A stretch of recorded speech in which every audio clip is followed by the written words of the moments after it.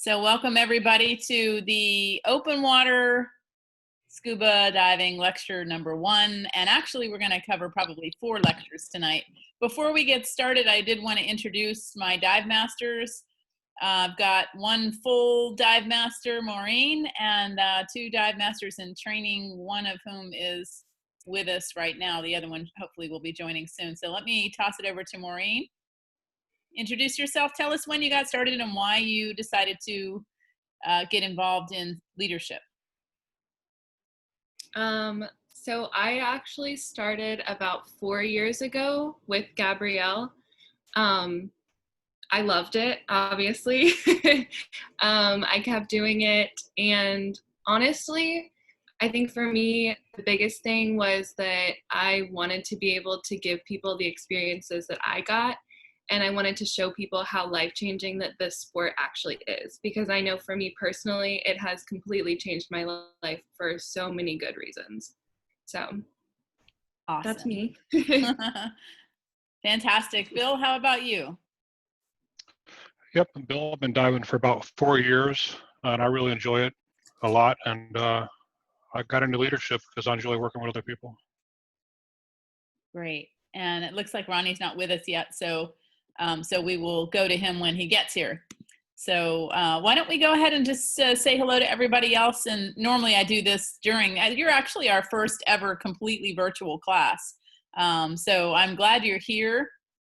And I know that it took a while for us to get this class started because of COVID, but I think it's going to be a really good experience for everyone, and I'm excited about it. So you're our first ever virtual class. So what I'd like to do is kind of have each of you introduce yourself and tell us what made you want to get scuba certified. Don't jump in all at once. I'll start. Can you hear me okay? Yes. Okay. I actually used to be a scuba diver, but I haven't dove in about 20 years because I don't have a dive partner and life gets in the way. I started to get recertified with Gabrielle a couple years ago, and again, life got in the way, but I'm determined to go ahead and get recertified, and I would like to go all the way to the dive master this time. Excellent. So I'm going to start with lingo first. So you'll learn from me a lot of grammar and all kinds of things about scuba, but you'll also learn that this is a lot more than about scuba. And I think you kind of got an indicator from Maureen's introduction about how life-changing it is. But yeah, so it's scuba dived. It's octopuses, not octopi. And what else? There was something else that I was thinking of, but anyway, I'm just glad you're here, and it has been a long journey, and sometimes a dive partner, it's dive buddy. And so yes, buddy, yeah. That's right. It's been a while. it has been a while, and that's quite all right. I like to teach people so that you sound like you know what you're talking about, and I am a little bit of a grammar freak too. So yeah, like octopuses, I had in my memory feed something from a former from a student who's gone through advanced nitrox. Russ posted about how excited he was that I taught him about octopuses instead of octopi, and he found this video affirming that. So anyway, I'm glad you're here, Kimberly, and let's move on to whoever would like to introduce themselves next. Yeah, I'll go ahead and go. My name is Randall Harper. I'm 30 years old. I took a dive class when I was in college. I guess that was about 8 years ago. I just never got certified. I have a lot of the gear. I just haven't gotten certified. My fiance is certified, and I figured now is a good time to get certified. Great. I guess I'll go next. My name's Eric. I like Randall. Actually, I was taking a dive course in college before I joined the Marines, and that was about 20 years ago. And just being in the water, it is definitely life-changing. And I did a little scuba therapy myself for my TBI that I have, and it changed my life. So I was given Gabrielle's name through a friend, and I guess that's why I'm here. I'm here to get certified and, be healthy, be happy, and be in the water. And Eric, Yep, if you don't mind me sharing, I need to update the website, but Eric is a combat wounded veteran scholarship recipient. And so you all know, I think you all know that this is a nonprofit organization that benefits people with disabilities and veterans. And so so I'm super excited. Eric is the third scholarship recipient of a really awesome scholarship that we have, thanks to a generous donor and a match from who he works for, which is Dell. So we're really excited to have Eric here. And yeah, so thank you. Thank you. Next. Hi there. I'll go. I'm Rachel. The reason I'm interested in learning to scuba dive is from, which is Steve and Jennifer Bradley. And that's the only reason. It sounds like fun and I'm ready to do it. That's great. Hi, it's Brenda. I wanted to learn because my fiance knows how to scuba dive and we want to go scuba diving together. And that's pretty much it.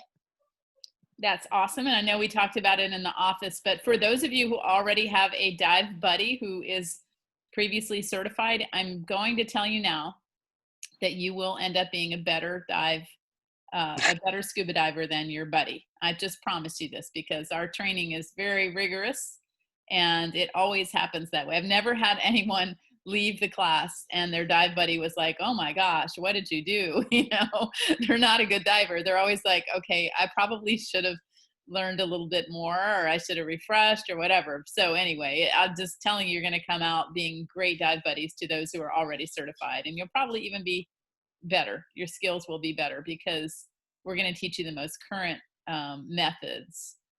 We had a cleanup on Saturday, for example. We had a couple of divers there who were certified by a different agency. Actually, it was a different instructor, same agency.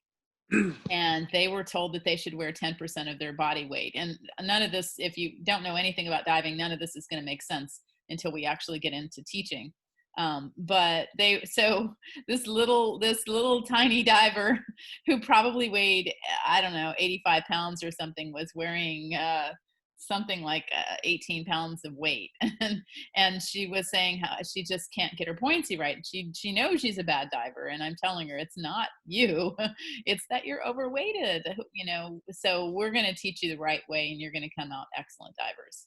And you had one more friend taking the class with you, correct, Jennifer? Yes, Rachel, or I have Rachel and Jenna both taking class. Great. So introduce yourself. Jennifer Bradley, my husband has been diving for several years and always brings back pictures and kind of shows off how much fun it is.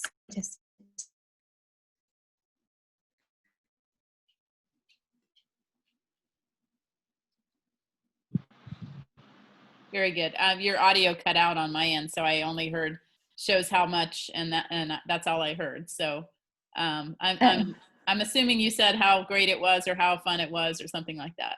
Yes. Yeah. Okay, good. Next.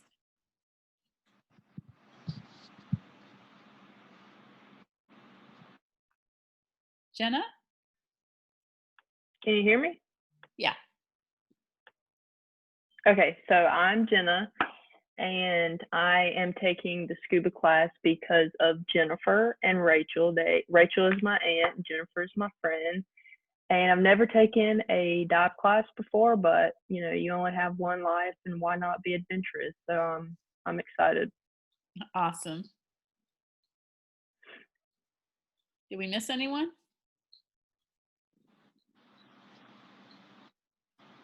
Does anyone not introduce themselves? All right. Maureen, can you do me a favor and text Ronnie? Yeah. Thank you.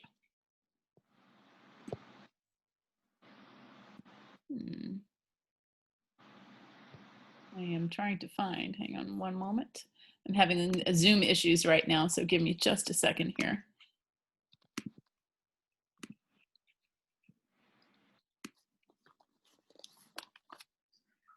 It is missing.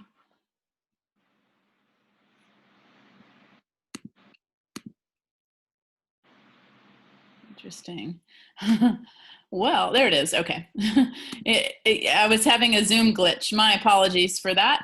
So my name is Gabrielle, and I have been diving since I was a teenager. I absolutely love it. My passion is scuba diving, and I actually have a lot of passions, as you'll learn, animals and lots of other things too.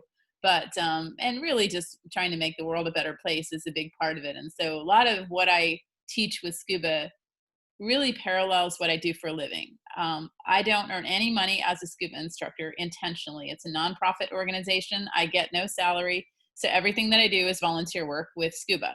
What I do for a living is I'm a leadership coach, speaker, and trainer. And so I help people with everything from their careers to, their relationships and that kind of thing. And what I learned is that initially I used to keep both worlds separated, like completely. I didn't want my coaching clients to know that I was also a scuba instructor, and it didn't really seem relevant. And I had an epiphany, and I won't share the whole story here. I'll probably save it for the next session.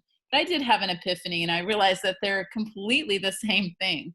It's all about overcoming fears. It's about getting out of your comfort zone. It's about just expanding your world in a way that you're absolutely going to be better by the end of this. And so you're going to overcome challenges in the water that are going to translate to on land. And that is what is so life-changing about scuba diving, especially when you learn to trust yourself and believe in yourself. It is really about confidence building. It's really about relationship building. It's about excellent communication, emotional intelligence, so many things that I teach in leadership, you're going to be doing with scuba. So how about that? You're going to get a lot more than a scuba class out of this. But this is Scuba Educators International. We used to be YMCA Scuba. We have been around for a long time, as you'll learn. And yeah, so what I'd like to do, if possible, is get through 4 modules tonight in order for us to keep a really good schedule so that we don't have to have a lot of meetings. Are you guys okay with that? And if you start to get tired, let me know and we can end early. But ideally, if we do this right, we only need to have 3 virtual lectures, okay? So module 1 is diving into scuba, and we're going to tell you a little bit about the program. We already did introductions. You already know costs and what's included. I think you know what's included. Let me reiterate. All of your scuba gear is included. You are expected to have your own skin diving gear. So that would be mask, fins, snorkels, boots. I do have a couple of extra sets if anyone has a limited budget and is not able to afford them. I will be glad to lend you an extra pair, but it really is good to get your own mask because mask fit is super important. Boots, snorkel, and fins. And then times, I put in the email the dates. So ideally, if you guys think you can read the textbook by next week, we would meet again next Tuesday. How do you feel about that? You think you can read the textbook? It's pretty easy reading. It has a lot of photos. But do you think you can do that? I can. Yeah, I can get through the textbook in time. Great. So we'll plan to meet next Tuesday for our next meeting. And then the other bullet points that I said, save these dates. Those are the dates I want you to keep in your calendar. And October 11th will be our pool session, our first pool session. I believe I have found a heated pool. None of you has a heated pool, right? I wish. We got to have heated. I'll tell you why. We're going to be in the water a very long time. And we're going to be working hard. We're going to be in the water a long time. We are going to get cold. We will get cold if the temperature is 85 degrees. But if it's not heated, we will be shivering and miserable, and it won't be fun. So we need a heated pool. I think I have secured one. My normal pool, which is at the Florida A&M University, is beautiful. It's Olympic size. It's awesome. It's heated. But due to COVID, they're keeping their pool closed, unfortunately. So keep those dates, and then let me ask you your opinion. How many of you think that you're pretty good swimmers? You're pretty good in the water now? Is I anyone used to not be, not good in so the much water? now. I used to Not be. anymore. Okay. What I want you to do is get in the water and practice. You saw in the email what skills are required for your swim test. The swim test is really the hardest part for a lot of people. So get in the water, go to Wade We Hunt pool, go to one of the city pools. If you're a university student, go to the university pool.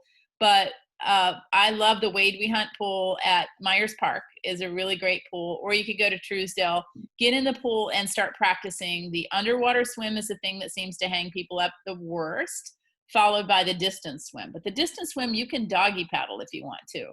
You know, you can do anything. What you can't do is pause. You can't grab onto a wall, but you can do the elementary backstroke. You can do the side stroke. You want to do strokes that are going to save your energy unless you're a really good experienced swimmer. If you're a really good experienced swimmer, freestyle. If you're not, do not freestyle, please. You're going to wear yourself out. And so you want to do the other kinds of strokes. So get in a pool before October 11th and practice. And try to do that at least 2 or 3 times until you know that you're going to be able to pass that swim test, okay? Scuba doesn't actually involve a lot of swimming. It really is not about swimming, but we need to know that you can get yourself out of an emergency. So now my question to you is, do you want 2 long pool sessions or 1 extremely long pool session? Say that again? Do- No, you would broke up. I couldn't Oh, hear I'm you. sorry. Would you like to have 2 long pool sessions? 2 short ones. No, short they're ones. long. Oh, well. Okay. Maureen, Oh. you know they're long. If we had two long pool sessions of about 6 hours each, or 1 extremely long pool session of about 10 hours. So nobody, Yeah. Maureen, nobody would consider 6 hours a short pool session, right? Okay. Yeah. Okay. Now we Yeah. could do 2-hour sessions and it would take a lot longer to get everyone certified.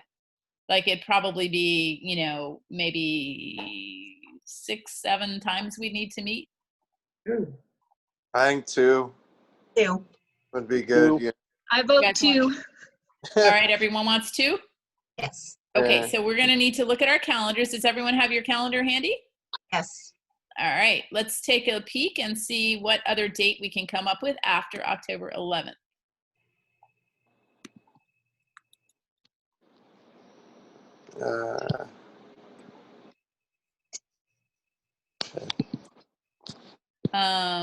Gabrielle, I will Yes. not be available October 17th or the 31st. The 17th is Jordan's 18th birthday. All righty, so the 25th or the I can do that. 18th? I had something planned for the 18th. I had us going to Devil's Den scuba diving, but I could change that date. So the 18th? I have to Hey. work the 17th and 18th. Okay, the 25th? I'm okay for the 25th. 25th works. Yeah, 25th works. 25th works. Does the 25th not work for anyone? Okay, great. We're going to plan on the 11th and the 25th, which Okay. means our checkout dives will be after then. Cool. So do you want to go ahead and plan our checkout dives? What's the 11th? I'm sorry? The 11th of what? October? October, yeah. That's one of the, okay. Yeah, that's going to give you time. I hope it's going to give everyone who needs time to get in the pool and practice the swim test. Okay. There's 3 swim test skills, the easiest of which is treading water for 15 minutes. So I can do that. yeah, I know. I said that's the easiest of which. The Yeah. only people who struggle with that skill tend to be people with 0 body fat. And so, if you have 0 body fat, get in the pool and practice really, and you can hold your breath and kind of just, but the 2 skills that probably are a little harder for people are the underwater swim, which I think of all the students that I've had, that's the thing that gets them the most. So practice the underwater swim. You'll notice that the standards say no push off. My instructor allowed me a push off, so I'm going to allow you a push off. So practice. Yay, I'll take it. Practice your push off. Okay, you do get a push off. And then the other thing is the swim, the distance swim.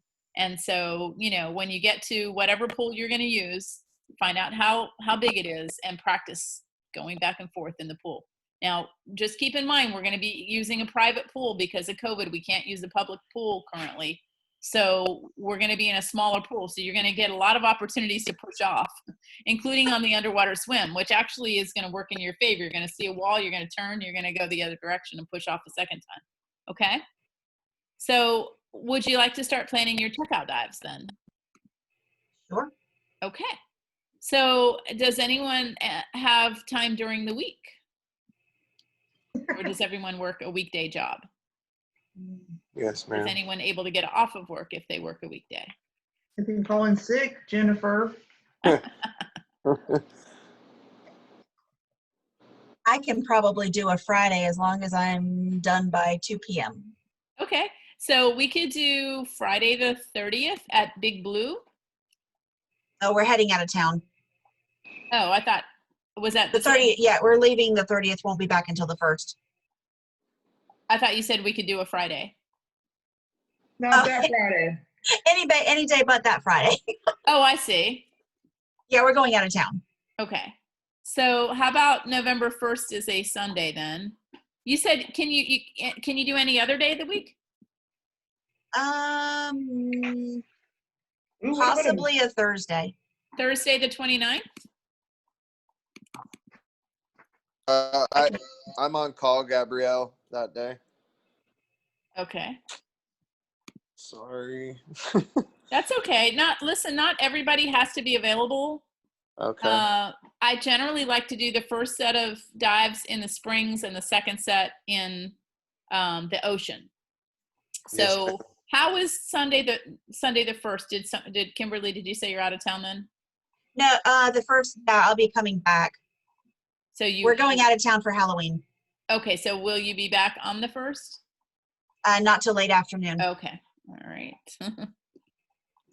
Yeah, October's busy. I'm sorry. That's all right. So here's what I'm going to propose.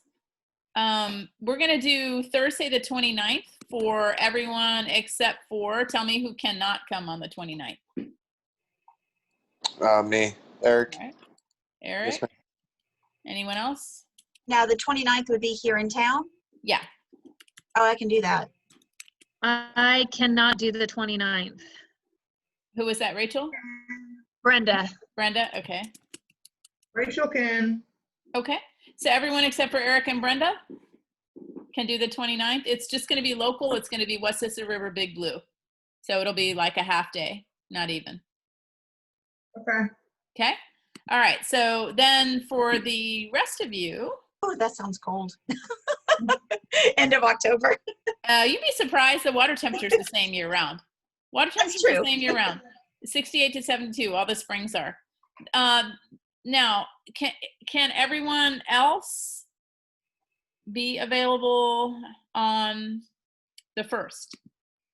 Yeah, I can. Yeah, I can. They just gave our on-call schedule, and that just so happens to be one of the days I'm on call. It was the 29th. Are you on call on the 1st? It's not up yet, so I can go into work tomorrow and let her know to not schedule me that day. So Yeah. we'll plan So that's cool. we'll plan on Sunday the 1st, and those of you talking about November, right? Yeah, November. Okay.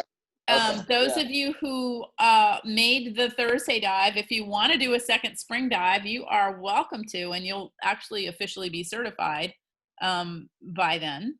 And so for those of you who did want to come, you're welcome to. And we could pick a number of places. We could pick somewhere that, now it just depends on your budgets. We could pick Blue Grotto, which I love. Blue Grotto has a $35 entrance fee, but it's a dive resort, and there's a super friendly turtle there, and it's really beautiful, and it's set up for divers. It's really nice. So we could do that. That's a $35 fee. Or if you didn't want to pay a fee, we could go to Troy Springs, which I just dived on the weekend, and it was really nice. It's not quite the same, but it's still nice. Or we could pick a number of other springs too. What do you guys think?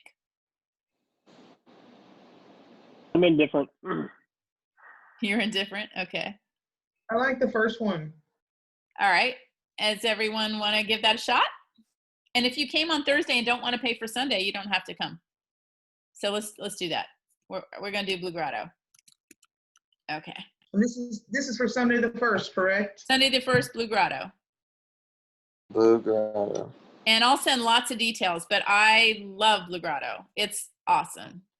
So, and it's in Williston. So, you know, it's a 2-hour drive. So, all righty. So then the next thing we need to do is find an ocean dive. November 8th. How is that for you guys? I'm free. I'm free. All right. Anyone else? Everyone? I'm free. Perfect. Free. All right. Yeah, I'll just let them know tomorrow. Not schedule Okay. me. So, and again, you know, Eric, if we need to work around, if you needed to, you know, do a weekday dive or something else, we can always add something. Okay. So Yes, ma'am. for now though, let's plan on the 8th. And let me tell you your choices for ocean diving. Your choices are a boat dive or a shore dive. A shore dive is going to be a little less predictable. It's dependent on the tide. So I would need to look at the tides. Maureen, are you able to, do you know how to check the tides? Yeah. Okay, can you check the tide for that day at the jetties and just see what it looks like, what time of day we're looking at high tide? And while Maureen is doing that, I'll tell you that our two choices are shore dive at the jetties, which is a little more unpredictable. It can be really nice. It can be really challenging. We just never really know until we get there. We try to dive at high slack tide, which is about 40 minutes or so before high tide. And if conditions are good, it's pretty good. If you wanted something more predictable and quite frankly easier, because shore diving at the jetties involves a little hike across sand wearing your gear. If you wanted something a little easier, we could do a boat dive. And we often do boat dives. They're a lot of fun. Panama City Dive Center is usually who we use. And it's about $75 for the charter boat fee. So you tell me what you guys think. I say I vote for boat. boat. Okay. I prefer boat. Boat dive. Boat diving is a lot of fun, and it is easy, and we Yeah, it is. I love shipwrecks, and I really love boat diving a lot. So okay, well, very good. We have our I schedule. have a and- quick question. Yeah. Sorry. Is that 75 a person for the boat dive? Yes, Okay. it's a charter boat fee. All right. Perfect. Thank you. Yeah, they take very good care of us, like really good care of us. And I think you're going to love the experience. So, and if you do plan to do a lot of diving in the future, probably 90% of your dives are going to be boat dives. So you'll learn a lot about, you know, what to expect. All right. So requirements for certification was in the email, but I'll just remind you, it's going to be 4 scuba dives and 1 skin dive. And then you've got an exam as well. So let's look at our calendar one last time. We are meeting again next week, which is, what day is today? We are meeting again on the 29th.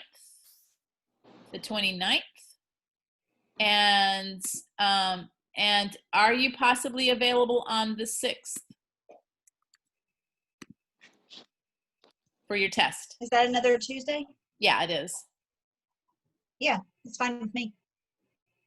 Okay.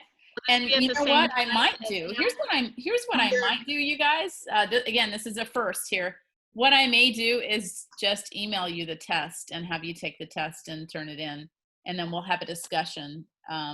Actually, I think I've just made a decision. Again, you're the first virtual class. After our session, That was easy. Yeah, I know. After your session on the 29th, I'm going to email you the exam. And on the 6th, I want you to come prepared to discuss it and grade. You're going to self-grade and everything. Okay? Okay. Is everyone available on the 6th? Yes. Yes. That Perfect. is, So we have our schedule in it. So, yeah. What was okay, that? got it. November 6th, that's Friday, right? Now it's Oh, wait a second. I'm looking at October. No, it's October. It's a Tuesday night. Same. So the next two Tuesdays. October 6th. I got you. Yeah, the next two Tuesdays. That way we knock out the lectures. And Yeah. And by the 11th at our pool session, you'll be ready to go. You said October. You said October 6th. Yeah, October 6th. Um, So we have Yeah. today's the 22nd. So our next session we agreed was the 29th. mhm. And so Yeah. I'm suggesting the 6th, which is the following week. So 3 subsequent weeks should be all it'll take to get us through this. The Yeah, lecture stuff. I shouldn't have an issue. I'm third on call that night in Okay. case we. But Listen, if you end up getting called up, yeah, we'll work it out where one of the dive masters will work with you. Okay. cool. Thank you. All right. Yeah.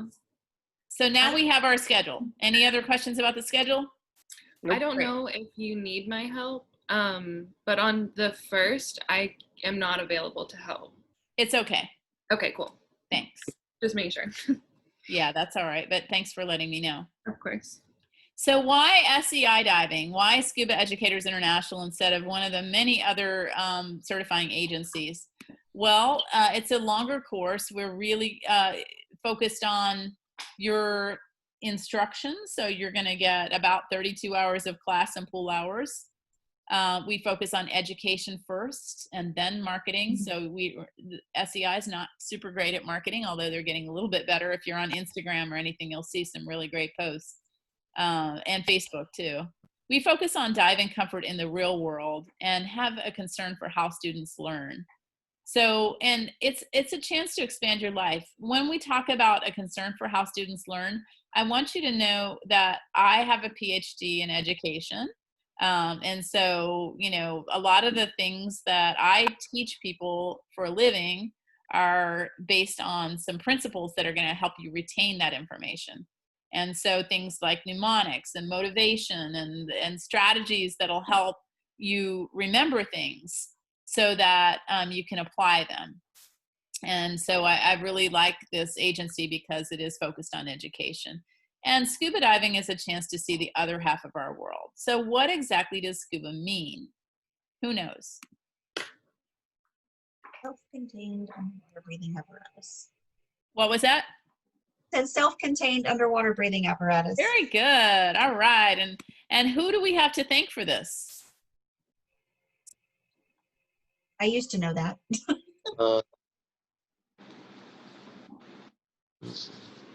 Wasn't Jacques Cousteau? Jacques Cousteau. Very good. Jacques Cousteau. All right. So the world beneath the sea is absolutely amazing. You're going to feel suspended and weightless. And on a coral reef, you're going to see all kinds of beautiful creatures. I'm going to tell you right now that I have seen a huge decline in our coral reefs, but I know where the best reefs are. And so if you like coral reefs, I will help you find some great places to go diving. And actually in Scuba Friends, Scuba Friends is a free club that's part of our affiliation. You just join Scuba Friends and you come diving with us anytime.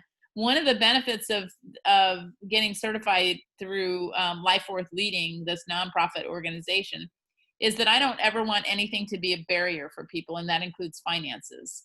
So when you get certified through me and you want to come diving, there's never a reason that you shouldn't come diving, because I will provide you with all your gear at no charge. All you need to do is chip in on cylinder fills. So you can come diving for like $5. You can come diving with us. And so it's a great way to keep your skills fresh and be around people who really love to dive. So we're going to have, I mentioned several lectures. We're going to try to get through 4 tonight to make it so that our next lecture is the most challenging one. And then we've got the pool training and the open water dives. This is a really great diving community. If you don't know this yet, you're going to learn that we have a lot of people in Tallahassee in this area who enjoy diving, and a very, very active community. We had at the cleanup, we had about 30 people who came out and volunteered on Saturday. And we do a lot of community-based activities as well, which is fun. And so you're going to find a lot of reasons to come diving locally.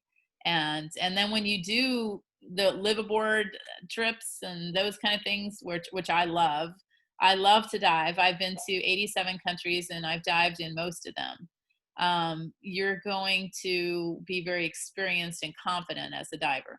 Your certification card has worldwide recognition, and nobody's ever going to say, who's SEI? I've dived all over the world, and that's never been a concern. Now, if you did want an additional certification card, we're the only American agency recognized through CMOS.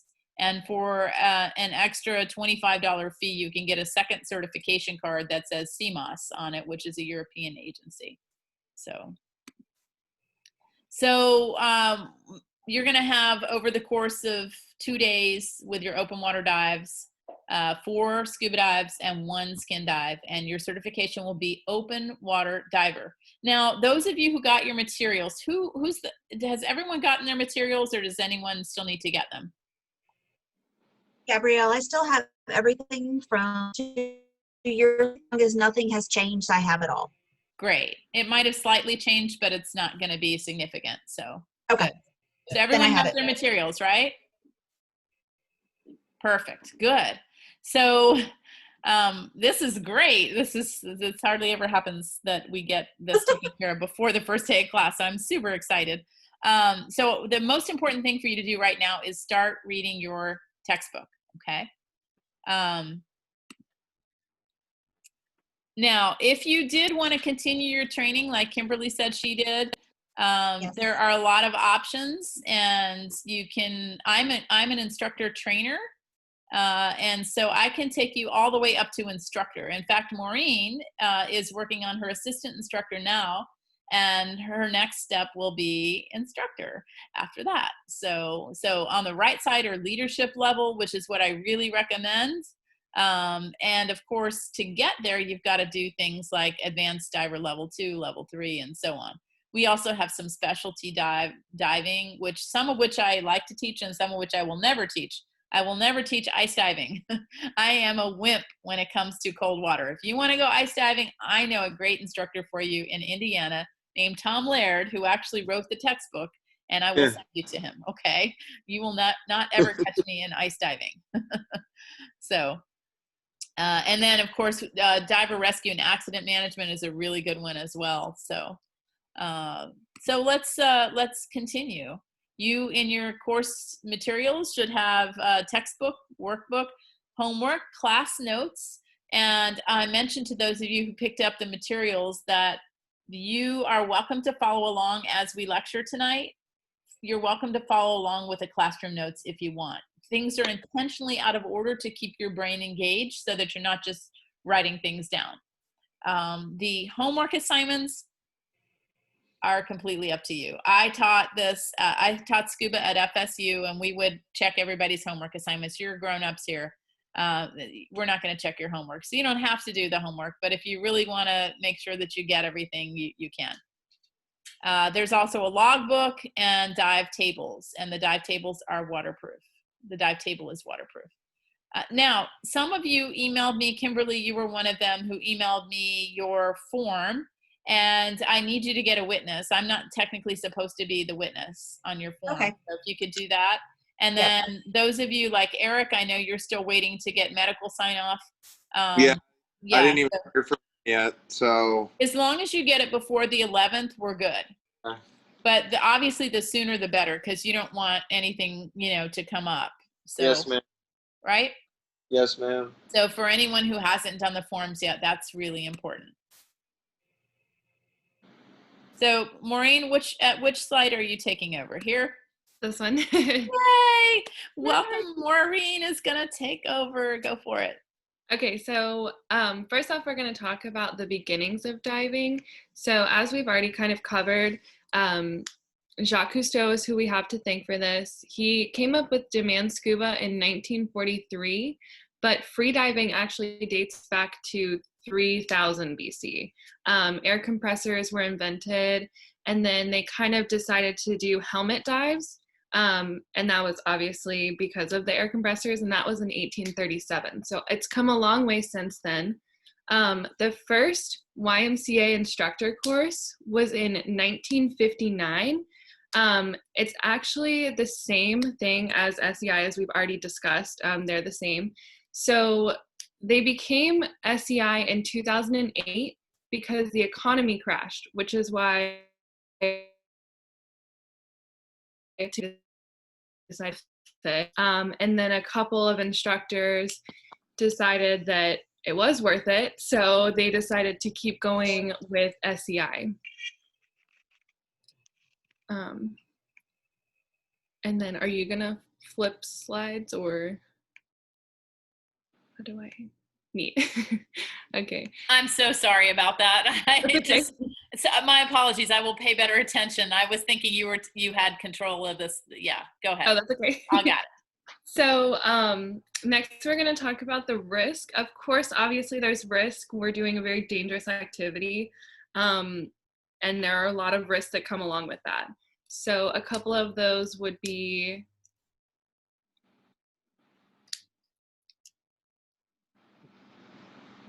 Now you're technically asking them, what kind of risks are there?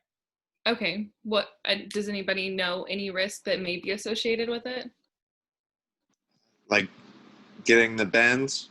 Yeah. Okay. Does anybody know what the bends actually is? Something painful. It is very painful. I mean, I've never had it, but like I would assume it's very painful. Okay, so the bends is actually related to body air spaces, to actually go on that route. So the bends is actually when you get like bubbles in your blood and they just kind of expand, which obviously is not good. So dealing with pressure is a big risk in scuba, and we will cover a lot about how to handle that. Decompression illness is a big one. And that's why it's always important to kind of make sure that you're breathing and not holding your breath, and make sure that you're completely relaxed. And this is why we need to train, so that we make sure that we avoid these risks. And also, if you're not training, then make sure you're keeping yourself refreshed. You guys can always continue learning. There's always something to learn. So never get complacent in your training. You're always learning something. And then we'll also go over like contraindicators. Yep, that's a hard word. So like seizures, and if you're pregnant, you might not want to do it. If you have bad lungs, you know, scuba diving obviously is probably not a good idea. So our goal is always going to be to minimize risk and maximize enjoyment, which is why we go over these things. So eliminating the biggest risk.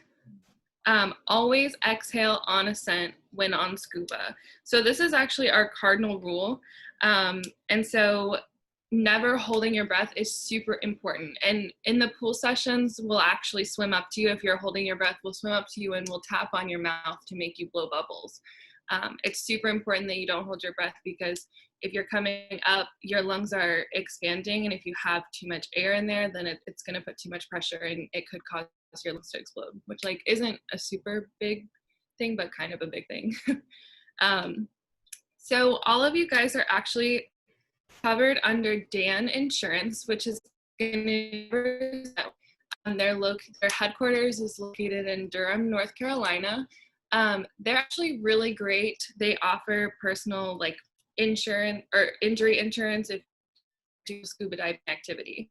So you cut your finger on a boat dive, if anything that happens, they'll cover it and they'll pay for it. So obviously, like I said, you guys are covered under it while taking the class. And if you want to continue it after the class, I think it would be a really great thing to do.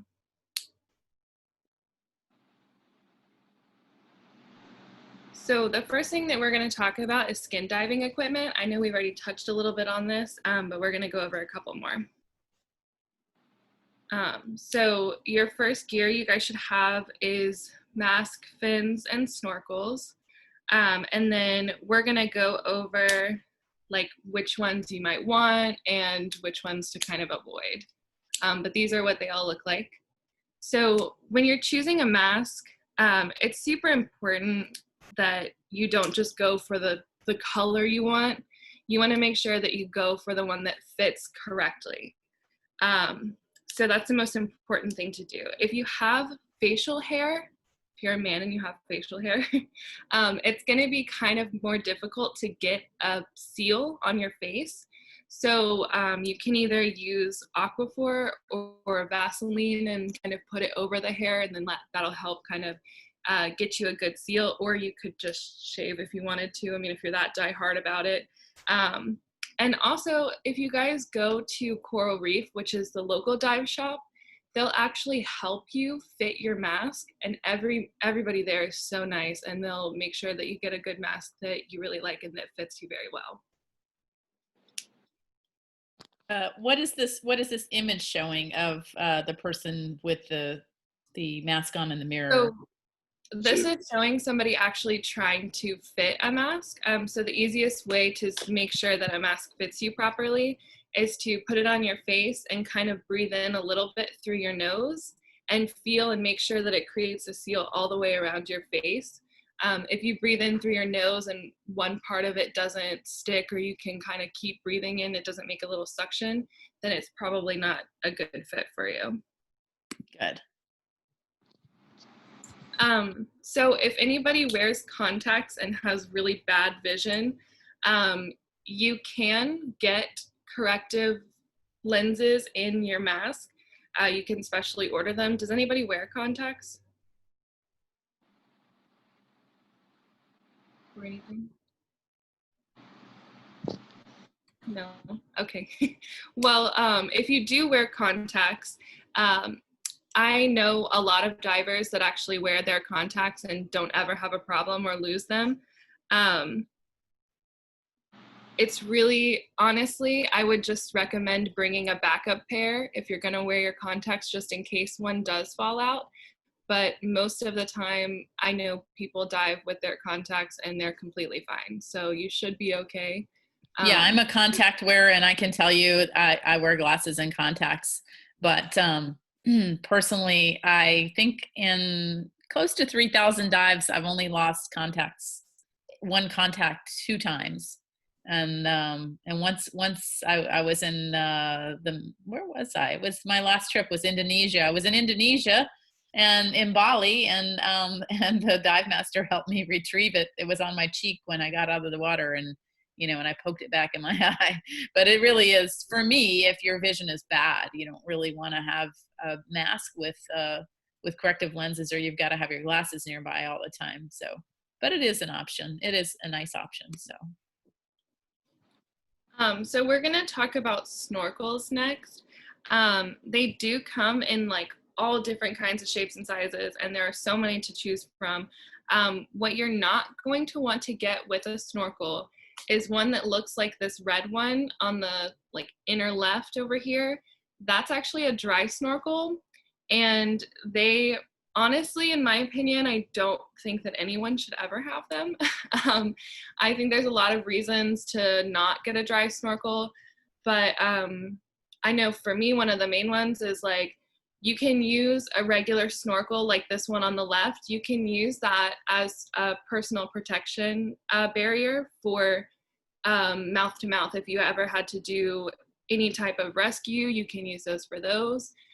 Also with dry snorkels, they don't fill up with water, so you're not clearing it. And sometimes that can get a little annoying if it stops up and you're trying to breathe, but it thinks that there's water.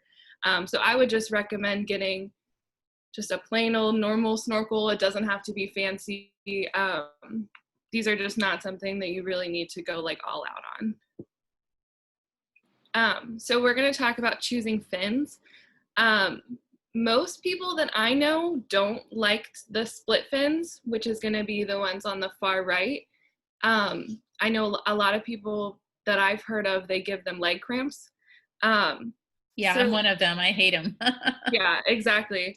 One of the most important things about fins though is that you're not gonna wanna get ones that are like on the left that have the booty and the fin, like see how it comes up over the back of the foot, you're gonna wanna get ones that have a fin strap and then get booties to go with it.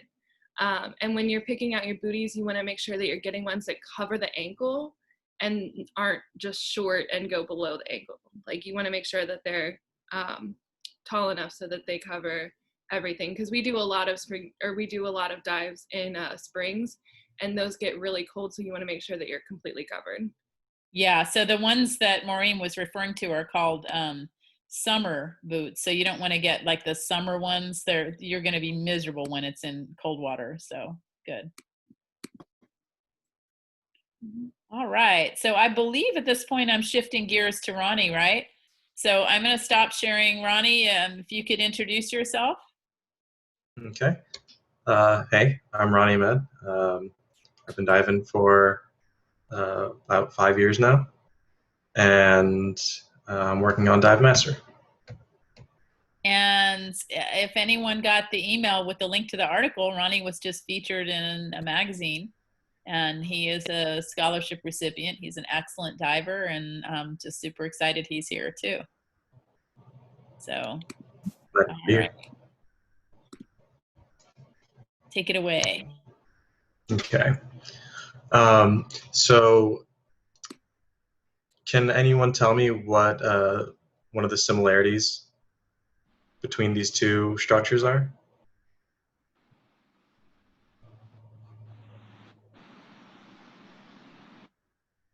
So these are going to be our major airspaces that we're concerned about when scuba diving. So the inner ear, or the middle ear technically, and your lungs.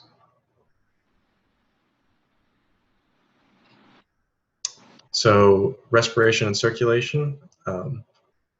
So air is 78% nitrogen, 21% oxygen, and 1% mixed gas. That's going to be important when we start talking about Dalton's law. Hemoglobins make up 45% of blood. They are what's used to carry oxygen in and carbon dioxide out during cellular respiration. And then hyperventilation, you want to avoid doing this because you'll have induced blackouts when like snorkeling. This is really dangerous for like free divers especially. Yeah, so it's not relevant to scuba diving. We're not talking about hyperventilation with scuba. We're talking about free diving only, right? Mm-hmm. Yeah. So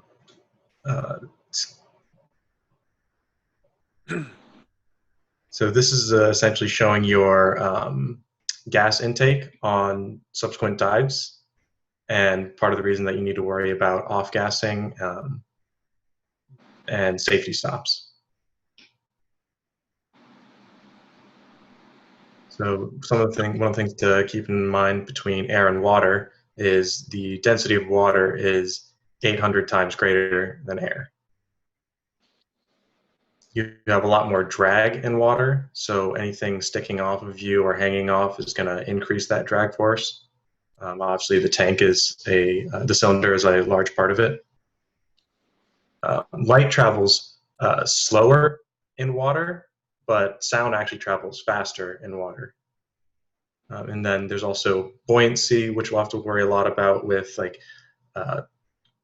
you'll eventually get to the lift bags with advanced classes and whatnot, but also your gear and your breathing even.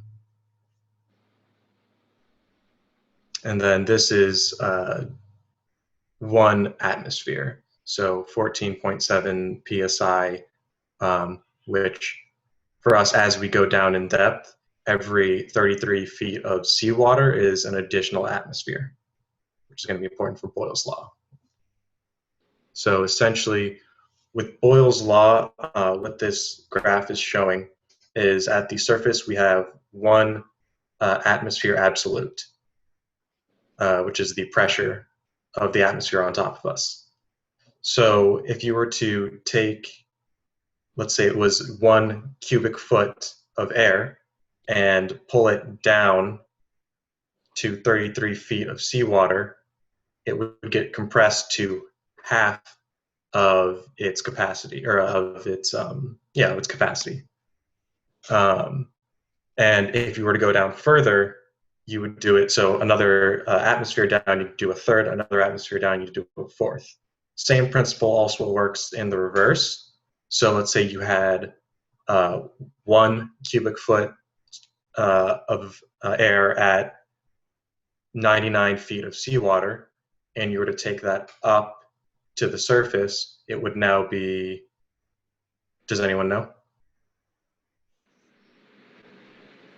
So if it's 1 cubic foot at 99 feet of seawater, and you were to take it to the surface.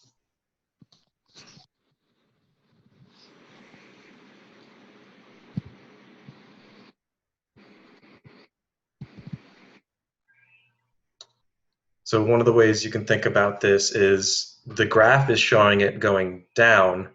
If you reversed it going up, how would that look? Can you repeat the question? Yeah. So if you have 1 cubic foot, or you can just, think of it as like 1 unit. If you have 1 unit of air at 99 feet of seawater, or, also known as 4 atmospheres absolute, and you were to take that 1 cubic foot of air to the surface, how much would it expand?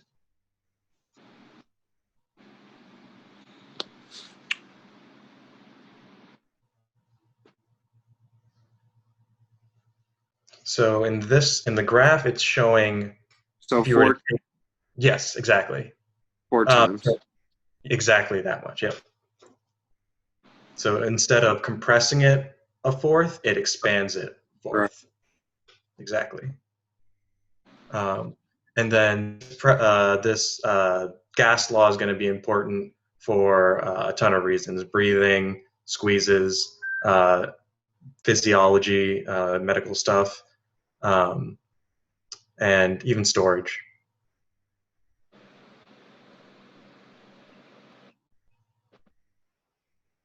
And here's some of the things I listed. And as I mentioned before, let's see, pressure injuries is also another important one in air clearing. So when I was talking about the percentages in the atmosphere, the mixture of airs in the atmosphere, I was talking about the importance on Dalton's law. So what Dalton's law states is that each gas makes up the total pressure. So we're at 1 atmosphere. That means the partial pressure of nitrogen is 0.78, because 1 is the total atmosphere. It's the total pressure. So does anyone know what the oxygen would be then? 0.21. Yeah, exactly. And then carbon dioxide would be like 0.03, I believe. And then essentially you just add all of these partial pressures together, and it should be the total pressure of the system. All right, and then when we were talking about decompression sickness earlier, this is very important with that concept. So we absorb gases in our body through our lungs, respiration, and this soda bottle representation of what happens if you come up too fast. That decompression sickness, it's all those tiny little bubbles being released from your blood into your bloodstream and causing a bunch of medical issues.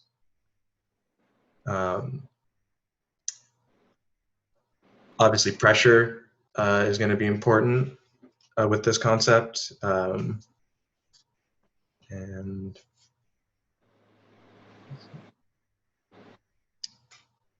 this is definitely going to be one of our main concerns while scuba diving.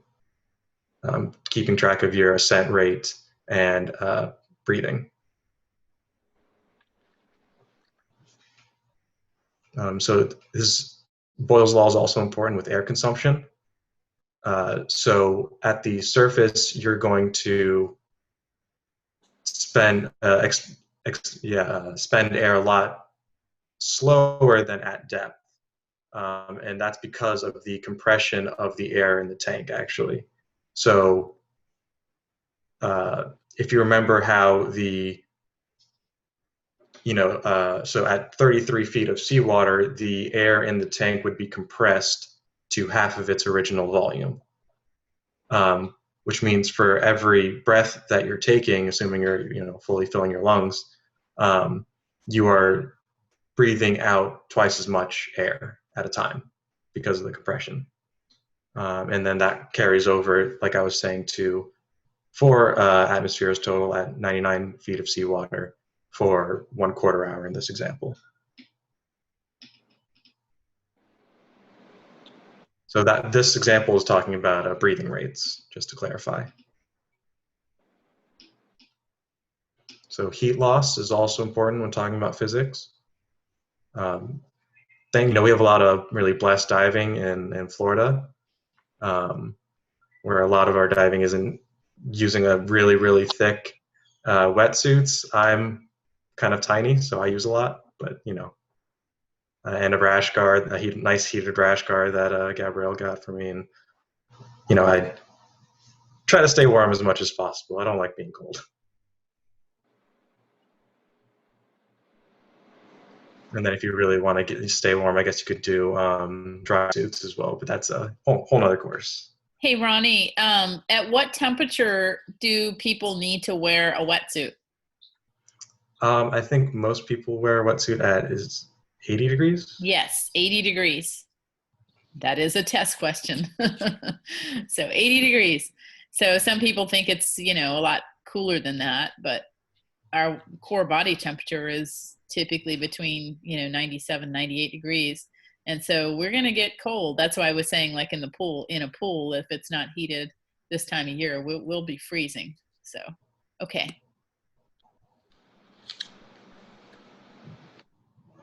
So like I mentioned earlier, light underwater is also affected. So objects appear closer and larger. It is,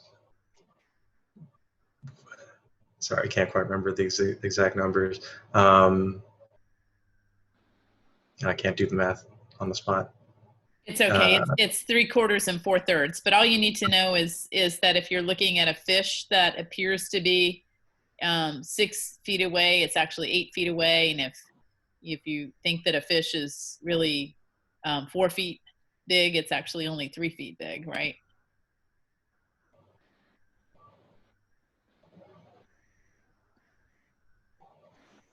So yeah, this has to do with essentially just the different indexes. That's just what they call them in physics of air versus water. So light gets bent and changes the way that the light interacts with your eyes. So color is also affected underwater. As you go deeper and deeper underwater, you start losing more and more colors.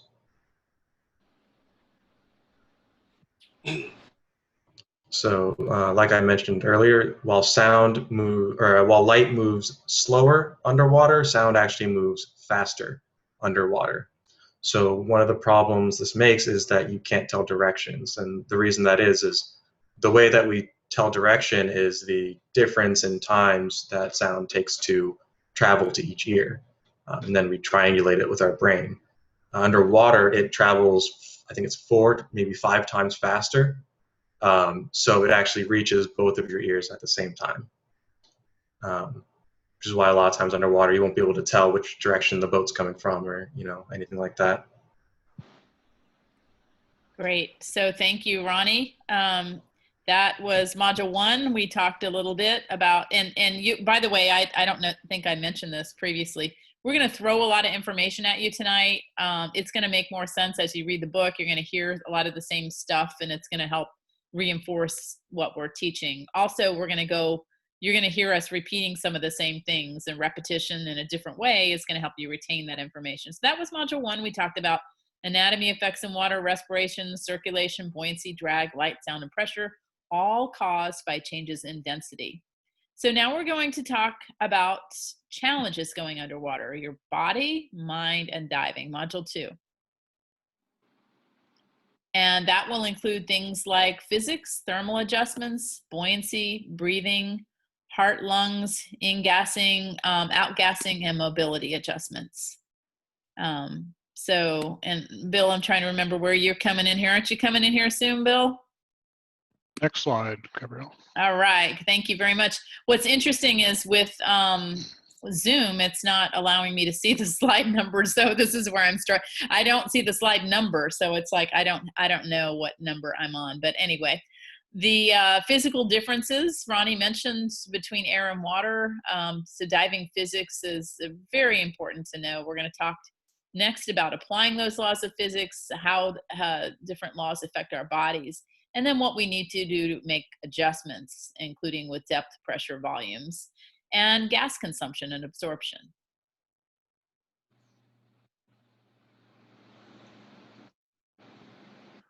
All right, so measuring air pressure. So a column of air at sea level is 14.7 psi. So as you go further up in the atmosphere, the lower the pressure gets, and as you get closer back down to the ground, the pressure increases.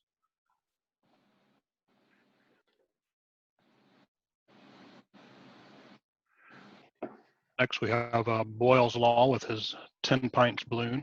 So as I just said, as pressure increases, well, I didn't say that. As the pressure increases, volume does decrease. The air is compressible, and it does vary inversely with the pressure. So water density, 1 cubic foot of air weighs 0.08 pounds. 1 cubic foot of fresh water is 62.4 pounds. And 1 cubic foot of seawater weighs 64 pounds. Water is approximately 800 times denser than air.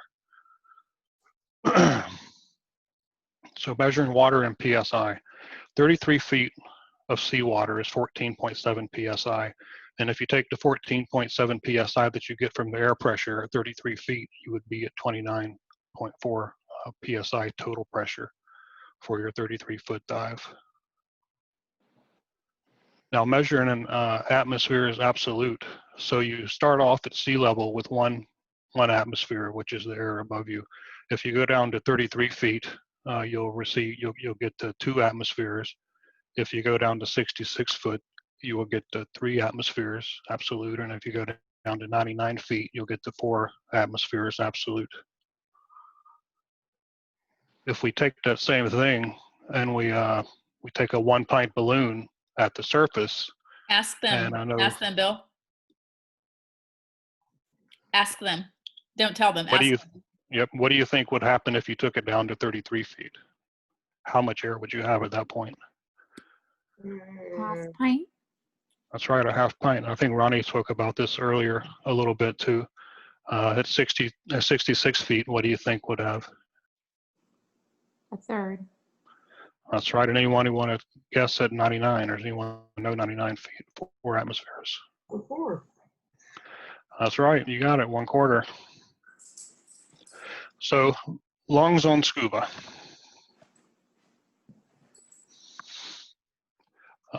And surface equivalent volume, surface volume. So if you have 10 pints at the surface and you go down to 33, you would be breathing in the equivalent of 20 pints, right? Because it does compress at depth under pressure.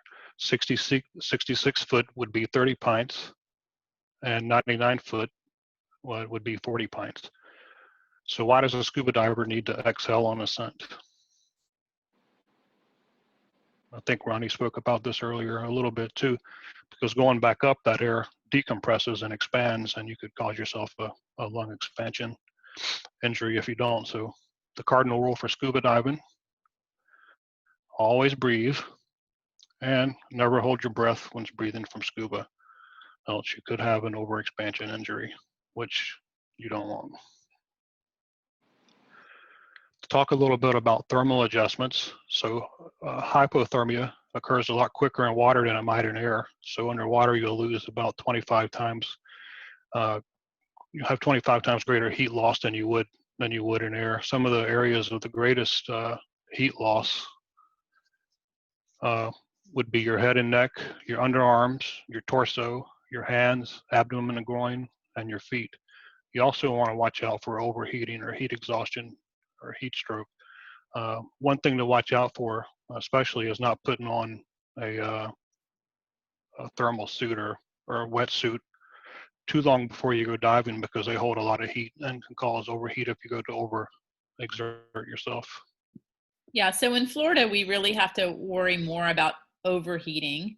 And so what we do when we wear our wetsuits is we only zip up to the waist. We don't put them all the way up until we're actually ready to go diving. That's right. So temperature extremes, on one end, you have Florida and the Caribbean. So anything below 80 degrees, you probably want to wear a wetsuit. And just like Ronnie, I get pretty cold pretty easily, so I'm probably going to have a thicker wetsuit on than some other folks. And then at the other end of the extreme, you have ice diving, which Gabrielle is not going to do. I don't think I would want to do that either. It seems pretty cold, and this guy probably has a dry suit on. But you do want to keep an eye out and make sure that you're diving appropriate to your thermal protection. So to look a little bit at buoyancy and buoyancy at work, we'll look at the Archimedes principle a little bit, which yeah, states. let's look at this picture real quick, though. I did want to point out, this might be difficult for you in the beginning to have this kind of form and trim. You're going to want to be flat in the water with your belly facing down and looking up, and that is good buoyancy. So you'll see people diving and they're in a foot down position. That is not good buoyancy. They're probably overweighted, and they're more likely to impact the environment, including coral reefs. So it's not a good thing. That's right. So looking at Archimedes' principle, an object submerged in water will be buoyed up by the weight of the water it displaces. We have a couple examples coming up, and we'll try to determine in which you would float, sink, or be neutral. So looking at those, you want to weigh an object and then submerge it, catch the water that's displaced, and then weigh it. That object will be buoyed up by that weight. So if we took an object, for example, that is... We're going to remind them that 1 cubic foot of salt water weighs 64 pounds. All right, 1 cubic foot of salt water does weigh 64 pounds. So if we took an object that was 58 pounds, what do you think would happen with that object, given that the 1 cubic foot of salt water weighs 64 pounds? Do you think it would float, sink, or remain neutral? Think it would float? Yes. That's correct. I do believe it would float as well. Next example, if you have an object that weighs 68 pounds, do you think it would float, remain neutral, or sink? It's going to sink. That's right, it will sink. And then finally, to remain neutral, if you have an object that is 64 pounds or the same weight as seawater, it would obviously. Anyone? It would remain neutral. Yeah. And that's where you want to be, right there in the middle with your weight and all your gear. Catch that good trim. And with that, I'll hand it back over to Gabrielle.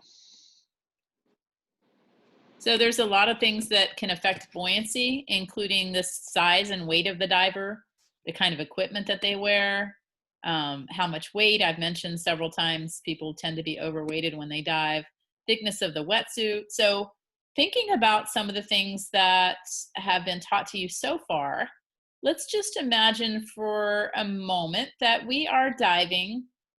In our first dive, we're going to do the springs.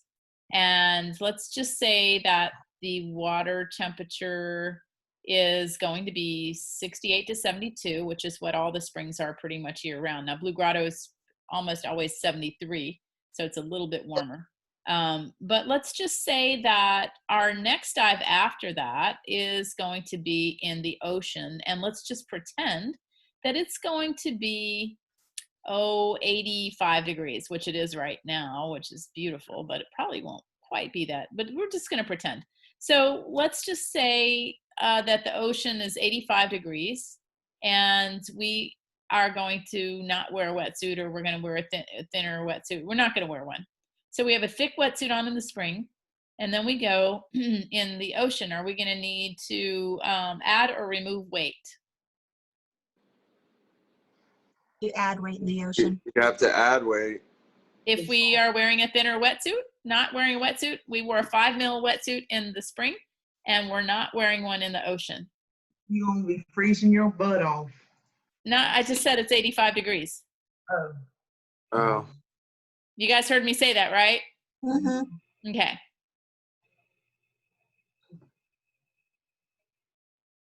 So what do you think? I like that you all knew that we typically, if we're wearing the same wetsuit and we go from fresh to salt, we are going to need to add weight. But now I have added the wrinkle in the thing if we've got a different wetsuit on. We're not wearing one. We wore a 5 mil because we get really cold easily in the spring, and now we're not wearing one. So what might we need to do?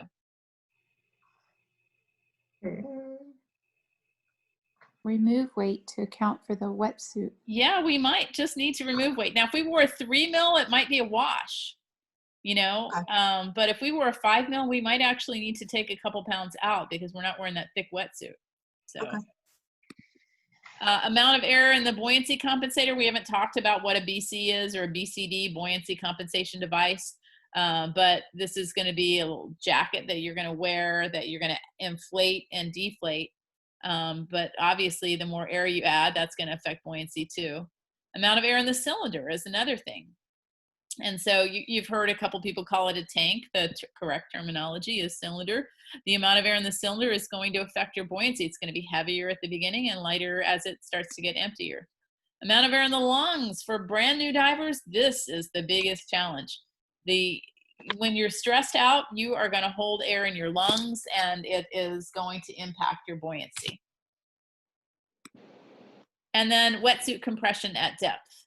So thinking about the laws that we've discussed so far, if you're wearing that thick 5 millimeter wetsuit in the springs and you descend to 60 feet, are you going to become heavier or lighter with that wetsuit compressing?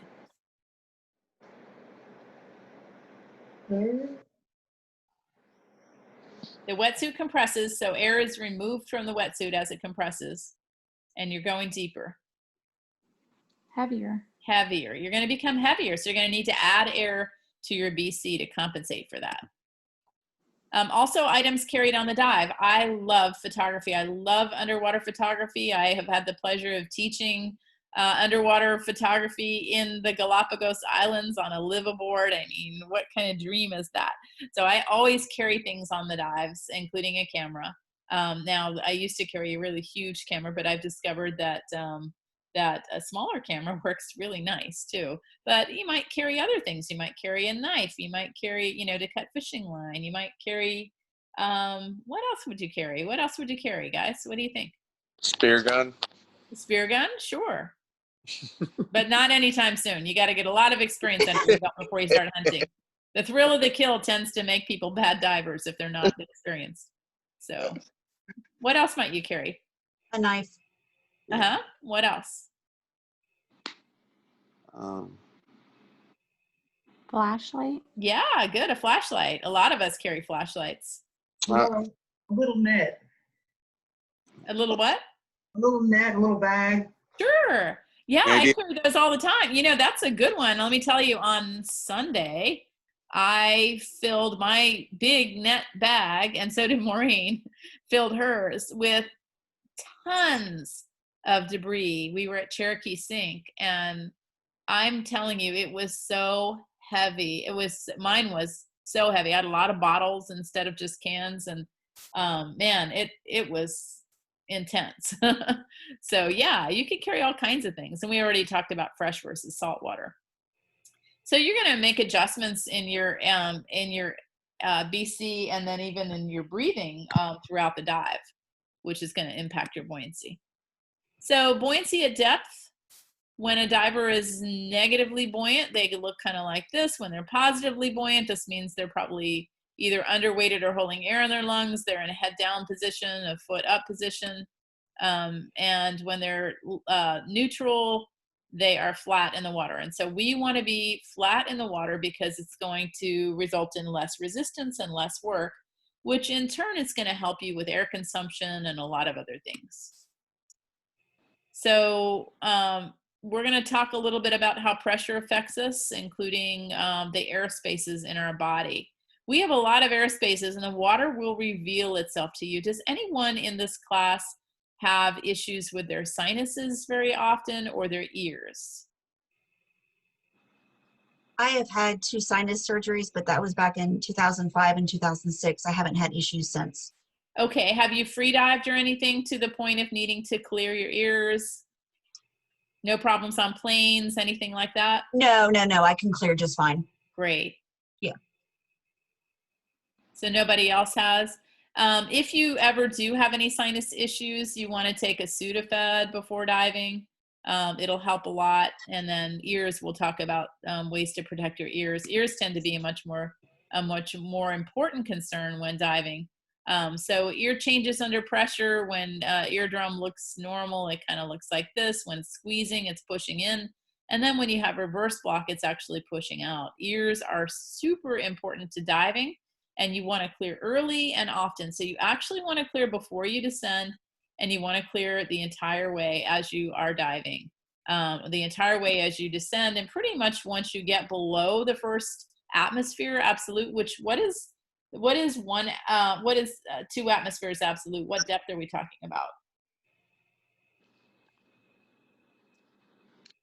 33. Yeah, very good. So that first atmosphere is where most of your challenges are going to happen with your ears if you do have any ear problems. So it's actually more like 0 to 15 that it tends to happen. So so just be aware of that. Clear early and often. Now, Docs Pro Plugs are, if you do have any ear challenges, they're awesome.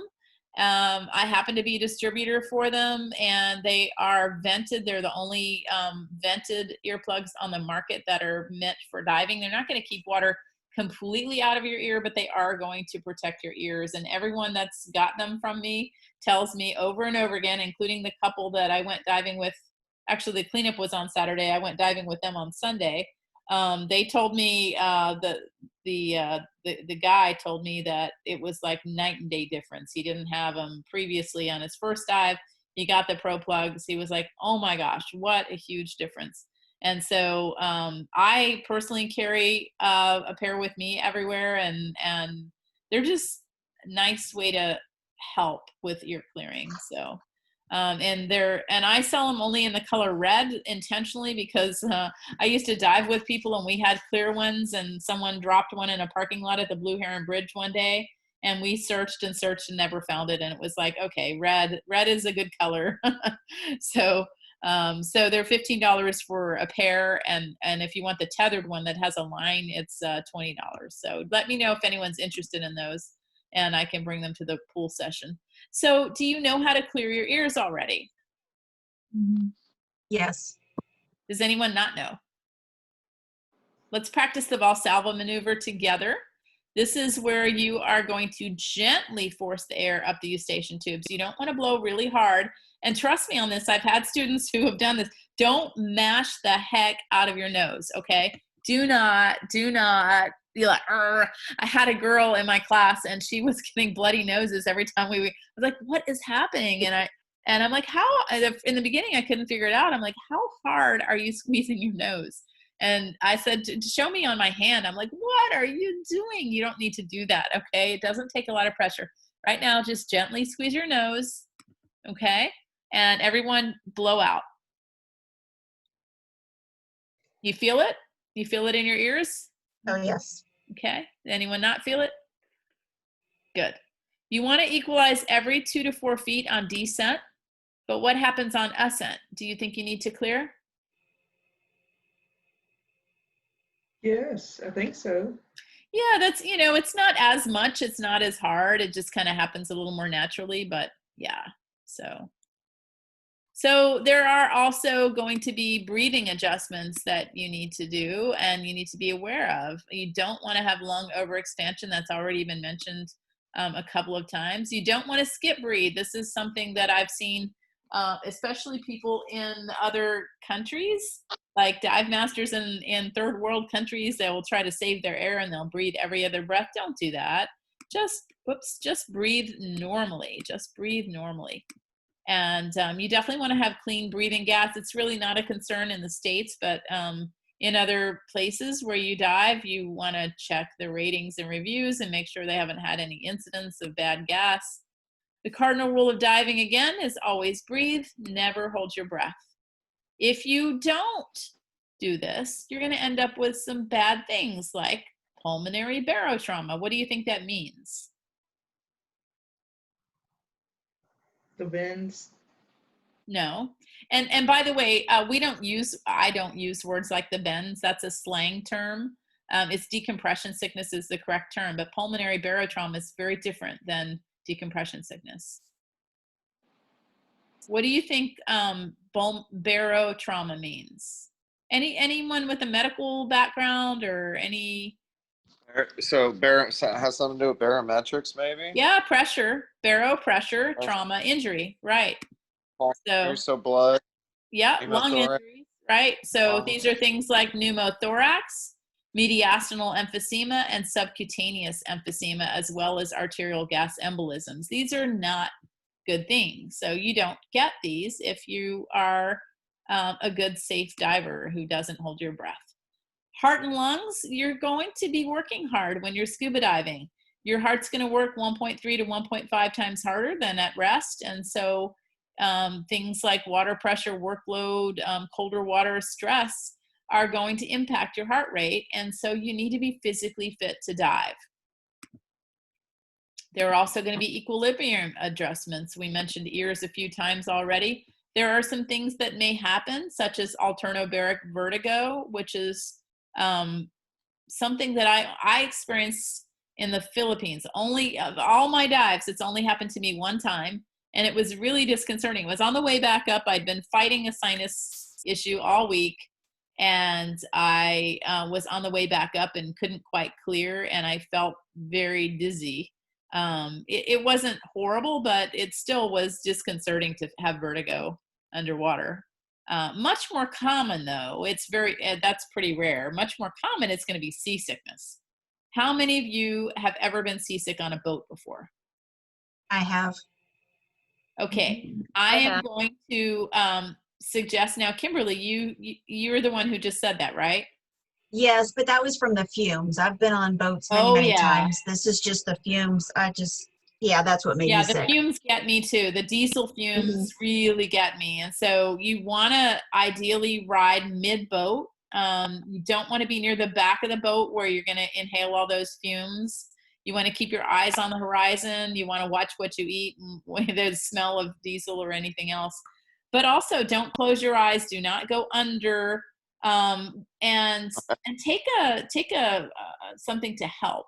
So like Maureen, if you could unmute yourself for a minute. Maureen, I think is probably like a lot of people. She had been on boats before and maybe didn't experience previously any seasickness, but dive boats are different. They're just different. I can't explain it. They're different. People who never have had seasickness before get seasick, and sometimes it takes them.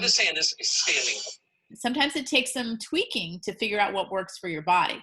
So for me, non-drowsy Dramamine, actually the generic equivalent of it, works great. But for other people, it's a little more challenging. So what happened with you, Maureen?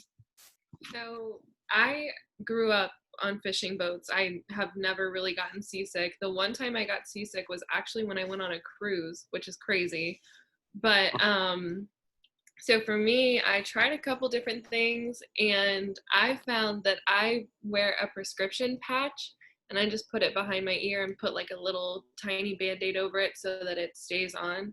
And I mean, I went out last time and it was even storming. We were out in the middle of a storm and I was completely fine and felt great. So definitely like play around with it. But I've never gotten seasick, and I am telling you guys, when I got on that dive boat, every time we went out, I was getting sick. But now you found something that works. Yeah. Yes. So I always tell people start with non-drowsy, and I always say non-drowsy because you don't want to be tired when you're diving. Non-drowsy Dramamine. If that doesn't work for your body, try boning. If that doesn't work for your body, try the patch, try the bracelet, try whatever it takes to make sure that you're not, feeling seasick. Now, one thing that is good is if you get in the water, it's going to help it go away. And so staying on the boat is not going to help things. So there are also visual adjustments when diving. Here, Ronnie, this was it, 3/4 of the distance and 4/3 of the size, right? Things are going to appear that way. There's also light loss at depth. What do you think turbidity is? What does that mean?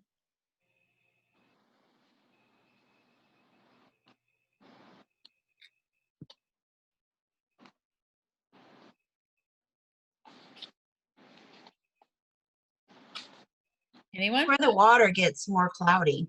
Yeah, it's kind of murkiness. It's sometimes particulate in the water. It's definitely not clear water, right? So, Right. and colors are going to change too. Ronnie mentioned that already. And so, which color do you think disappears first? Red. Is it red or yellow? Good, red. Who said red? Jennifer? Good. That's right. You might remember from elementary school, Roy G. Biv, right?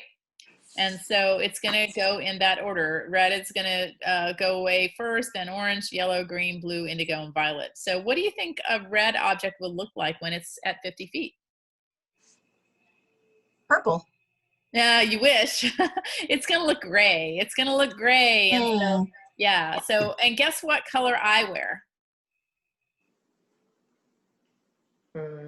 Red. Okay. But you'll be able to tell me. Trust me. You will be able to tell because I look different. You'll see. But now, why does this matter? Things like when you're diving on a coral reef, you're not going to see a lot of color at depth. And this is why we like to carry flashlights, because it really does help to carry a flashlight and you see how beautiful everything is. In-gassing and out-gassing, this is where nitrogen is absorbed and oxygen is used. And this deals with absorption in our body tissues. Maureen, I think, mentioned earlier about the bubbles and that are released upon ascent. We want to go really slowly, and we'll get into how slowly soon. But it has to do with ascent rates and safety stops in order to prevent getting decompression sickness.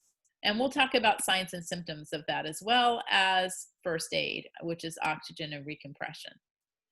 Just pop the soda bottle thing on there. Which law is that again? Do you remember? Ronnie mentioned the law. Boils? No? Oh, wait. Which one? What are we? Sorry. The soda bottle one? Is it Henry's Law? Yeah, Henry. Here's how I remember it. I picture an old man named Henry sitting on the front porch drinking an old-fashioned Coca-Cola soda bottle. That helps me remember. Okay. So our goal is to reduce risk. How slow do you need to ascend? Less than 30 feet per minute. How slow exactly is that? Other agencies will tell you to go slower than your bubbles, but we say slower than that. It's hand over hand. So how is hand over hand? It's this. So if you take your hand and this slowly, that's how slowly we ascend. Okay. And when you're diving with us and your dive masters, you're going to see that we ascend very slowly, intentionally. Safety stops. We are going to always do a safety stop when we're at depth. We're going to come up and we are going to pause at 15 feet for about 3 minutes, at least 3 minutes. So when might we not do a safety stop, do you think? Shallow dive? A shallow dive, good.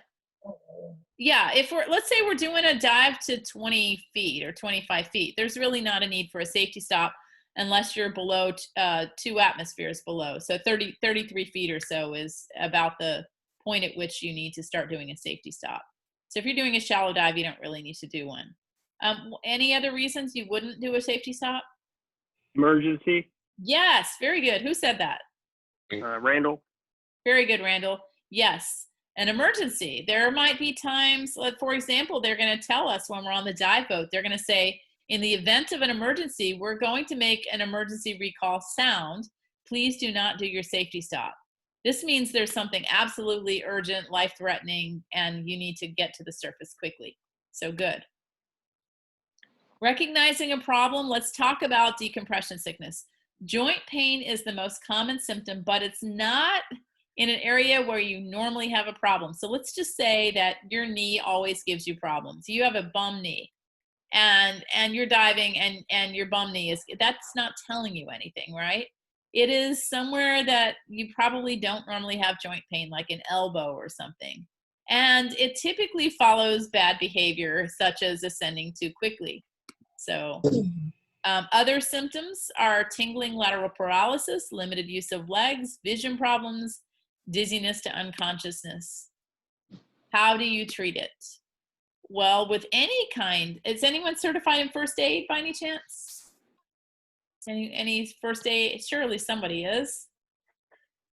First aid, yeah. Yeah. Okay, I was like, it's pretty common. So safe scene is the first thing we want to do. What does safe scene mean? What do we need to do to have a safe scene? What is this about? The scene has to be safe for you so you can help someone else. Exactly. So once I was diving in the Philippines and this guy came up and he was wearing a wetsuit and a hood, and he was the last diver on the boat, and he came up and he was covered in a Portuguese man-o-war. A Portuguese man-o-war was wrapped around him, but he didn't know it because it was on his back and on his hood. And so he came up. Do you guys know what a Portuguese man-o-war is? Yes. Okay, it's not something you want to be around, right? No. So he came up and we're like, oh my gosh, there's a Portuguese man-o-war on you. And he's like, come on. And we're like, no, really, there's one on you. He's like, get it off, get it off. So what do? Pause. Wait a second. Pause. That thing. No way. We would end up getting stung, right? So here's my puppy, by the way. Okay. So what do? This is Finn. Aww. I know. He wants to be cuddled. But so what do? We're like, we need to get some implements. So we got gloves, and we still didn't trust it through our gloves. So we got like metal things, and we helped fling it off of him. So safe scene is the first thing you're going to do. Okay. What's ABC? If you're first aid certified, what's ABCs? Airway breathing control or? Airway breathing circulation. Airway breathing. Circulation. Right. So you're going to lay the person flat, but not always. Not always flat. So we teach lay flat, but when might you not lay somebody flat if there's an emergency? If they have something in their pathway. Exactly. So I once had the pleasure of helping save somebody's life in a restaurant. It was at the University Center Club. It was an elderly lady who was, unfortunately, I later learned, suffering from dementia. And she just started putting things in her mouth. And I didn't know what was going on because I was sitting by myself, like at the bar, eating. And I saw some commotion a little close to me. And then I saw 3 different people try the Heimlich maneuver on her unsuccessfully as she lost her breath and passed out and became limp. And they continued to try. And I felt like I had to do something. And so I intervened and I, first assessed the situation and made sure to get confirmation. Is she really choking? Because I didn't actually see her put the food in her mouth. And her son told me that, yes, he saw her doing it. And so the first thing I did was I put her on her side because I knew in my heart that I knew that we were going to help her and she was going to be okay and she was going to come to and she was going to start vomiting. I can't tell you how I knew it. I just knew it. And so I started barking orders at people. And I saw a friend there, and I called him over. I said, you're going to do the sweep method. And, you know, and I'm going to put her, because at first I said, put her in the recovery position to the people who were around her, and they didn't know what it was. And that's when I kind of intervened. But anyway, sure enough, we got the obstruction out of her mouth, and paramedics were called early on, and they were on the way, but she was fully alert by the time they came. What happened was, she as soon as she came to, she started vomiting. And if she had vomited and she were on her back, it would have been really, really bad. She probably wouldn't have survived. But she came to, she started vomiting, and thankfully, by the time the paramedics came, she was alert, and she was seemingly fine.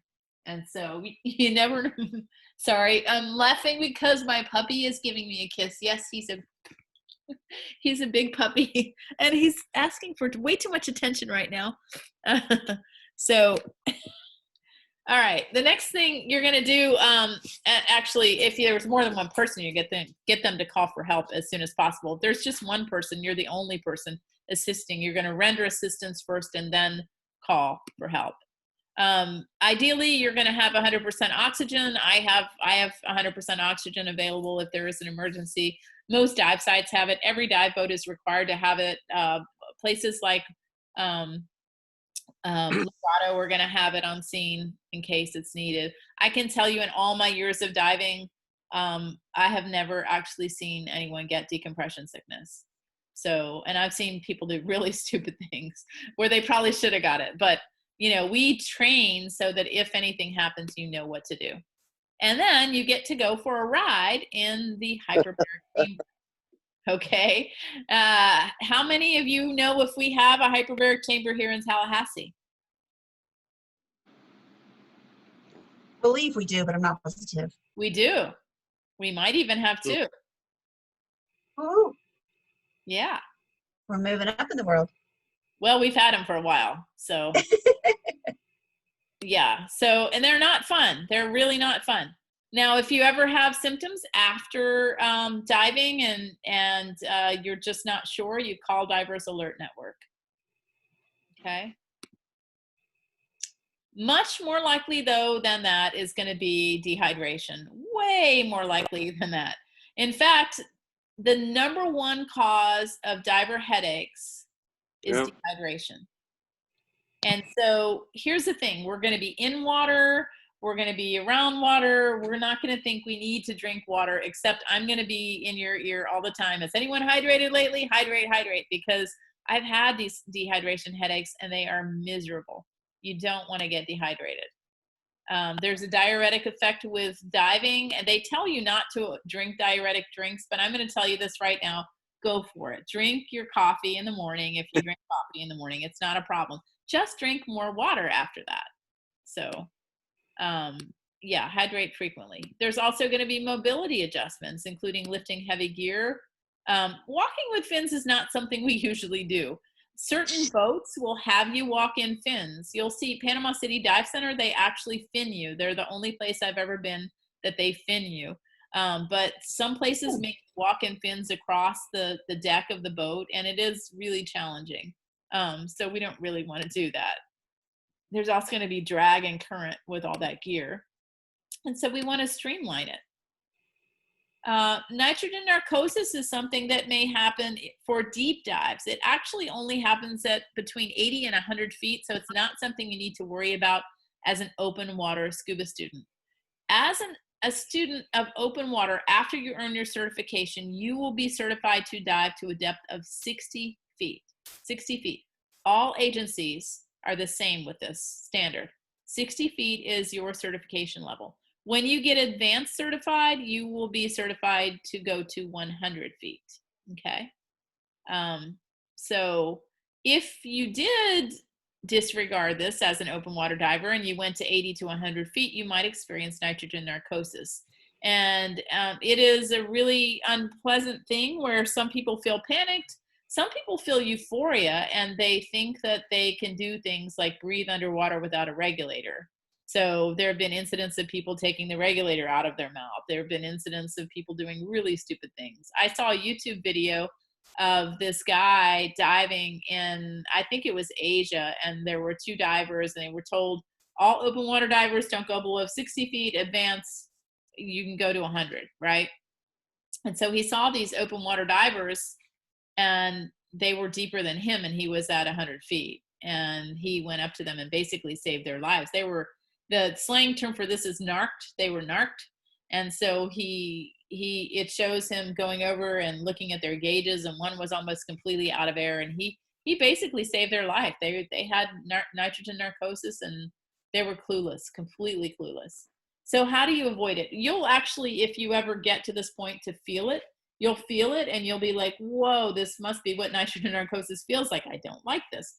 Come up a little bit and it goes away. It's not a big deal to resolve it, okay?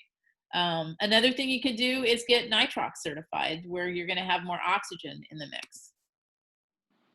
So, and it used to be called Martini's Law, because people would act like they were drunk on it.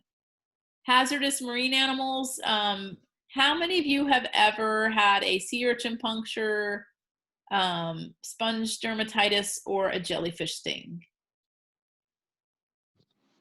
I have. I've had a jellyfish sting. Jellyfish. A lot of people. I mean, if you live in Florida, Jellyfish. yeah. If you live in Florida, you're pretty much at some point probably going to meet a jellyfish, and that's okay.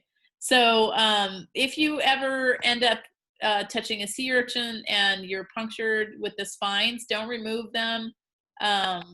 Clean it in hot water for 30 to 90 minutes. And if it's not a simple wound or it's in your joints, then you want to go to a doctor. Sponge dermatitis, don't rub it. First off, don't touch a sponge. Don't touch things. Just don't touch them, you know. But if you did, you're going to soak it in household vinegar for 15 minutes and use adhesive tape or to help remove the spicules, and use hydrocortisone for inflammation. People are often stung by jellyfish. It's not too big of a deal. I'm going to tell you, if you're like me and you don't want to get stung, one of the best investments you can make is a dive skin. It is a 0.5 mil wetsuit looking thing that's really about the thickness of a bathing suit. I wear it all the time. I'll wear it in the pool. I wear it when the water temperature in the ocean is 90 degrees. I still wear it because it provides UV protection, and jellyfish are just going to bounce off of you. They're not going to be able to sting you. So, but if you were stung and you happen to have an allergic reaction, then you want to remove tentacles with tweezers. Don't do the old wives' tale of urinating on it. Please do that, okay? That didn't happen, did it, Eric? We won't go there. Oh no. Yeah, it doesn't help. It's not good, okay? And you're going to want to soak it in hot water. You might need to shave the area to remove the nematocysts. Use topical pain relievers or steroids. If you're on a dive boat where there's box jellyfish, they're typically going to have diluted vinegar. That's going to help reduce the sting. But if you have an allergic reaction, be prepared to provide CPR and evacuate the person. I'm going to zip through this part because you don't actually have the gear. I do make up things that are going to help you remember. So, out to the back of your head, this is a dive valve. You're going to stand behind the BC buoyancy compensator, and you're going to set up your gear and make sure that the strap is tight. Then you're going to connect the regulator. The most important thing on the regulator is the dust cap. You only want to remove that dust cap when you're assembling and disassembling it. And this is your breathing apparatus, your regulator. The yellow one is your octopus. And then you have gauges. That's what a full set looks like. And so you're just going to kind of connect everything. If you're standing behind your cylinder, all the things you breathe with, your primary regulator and your octopus are going to be on your right side. Your gauge and your power inflator hose connector are going to be on your left side. So second stages are what you breathe out of. These are second stages. The breathing parts are second stages. The first stage is the thing in the middle of her body that everything connects to. So, but again, it's going to make a lot more sense when we're actually connecting the gear. that power inflator hose is something that a lot of people forget if they haven't been diving in a while. You also want to secure the gauge. You want to have a clip. So, and then the octopus, we're going to put in a holder. So that was module 2. Physics, thermal adjustments, buoyancy, breathing, heart, lungs, in-gassing, out-gassing, mobility. But you're going to learn a lot more when we set up. Why don't we take, if it's okay with you guys, a 5-minute break for everyone? 5-minute break, restroom, whatever. Does that sound good? Yes? Okay, 5-minute break. We'll be back to cover module 3 next.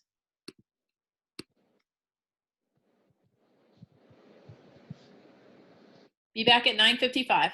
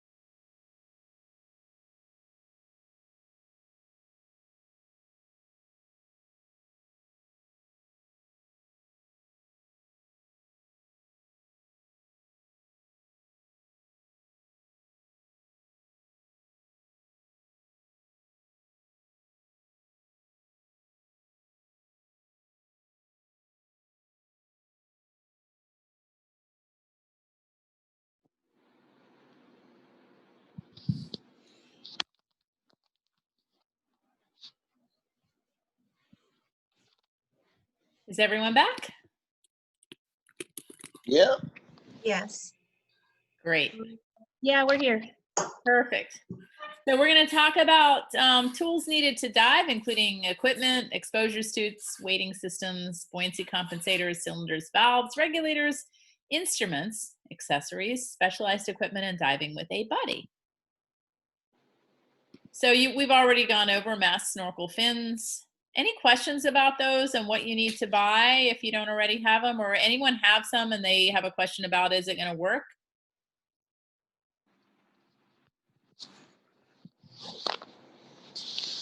I can tell you if you have some that you've been using for, you know, snorkeling and stuff, it may not work well for scuba. So like if you have shorter fins and that kind of thing.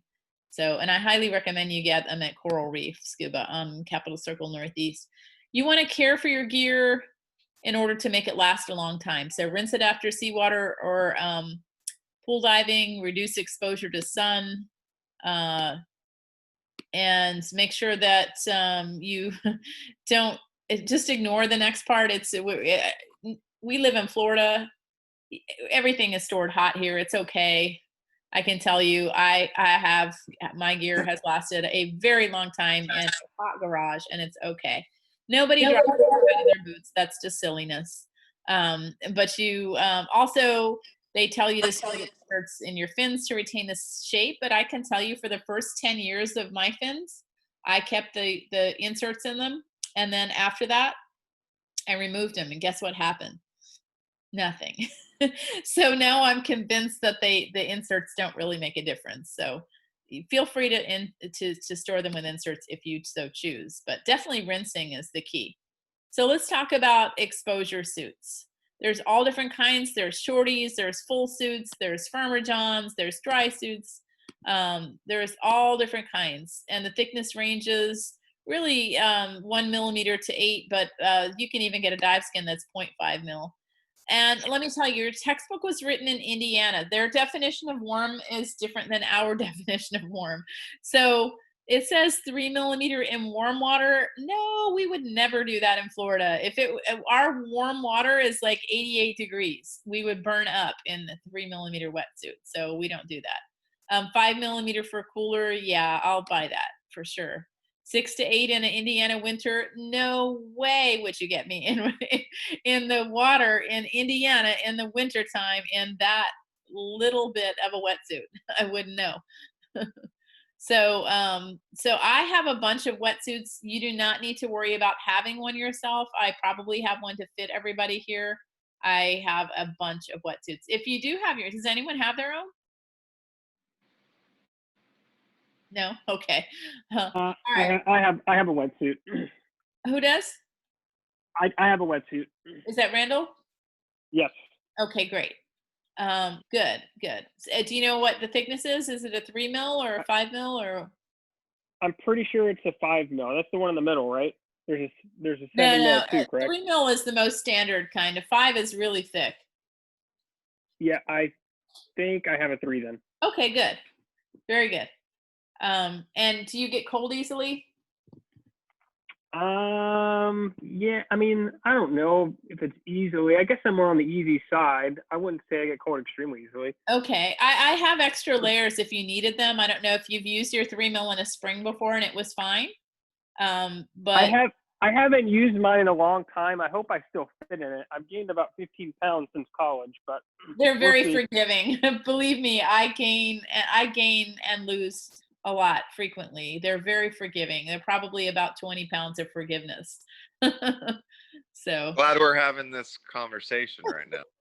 we all have the COVID-15. Most of us. Now some people have gone in the other direction, but yeah. So we mentioned before, you're going to want to wear a wetsuit if it's below 80 degrees.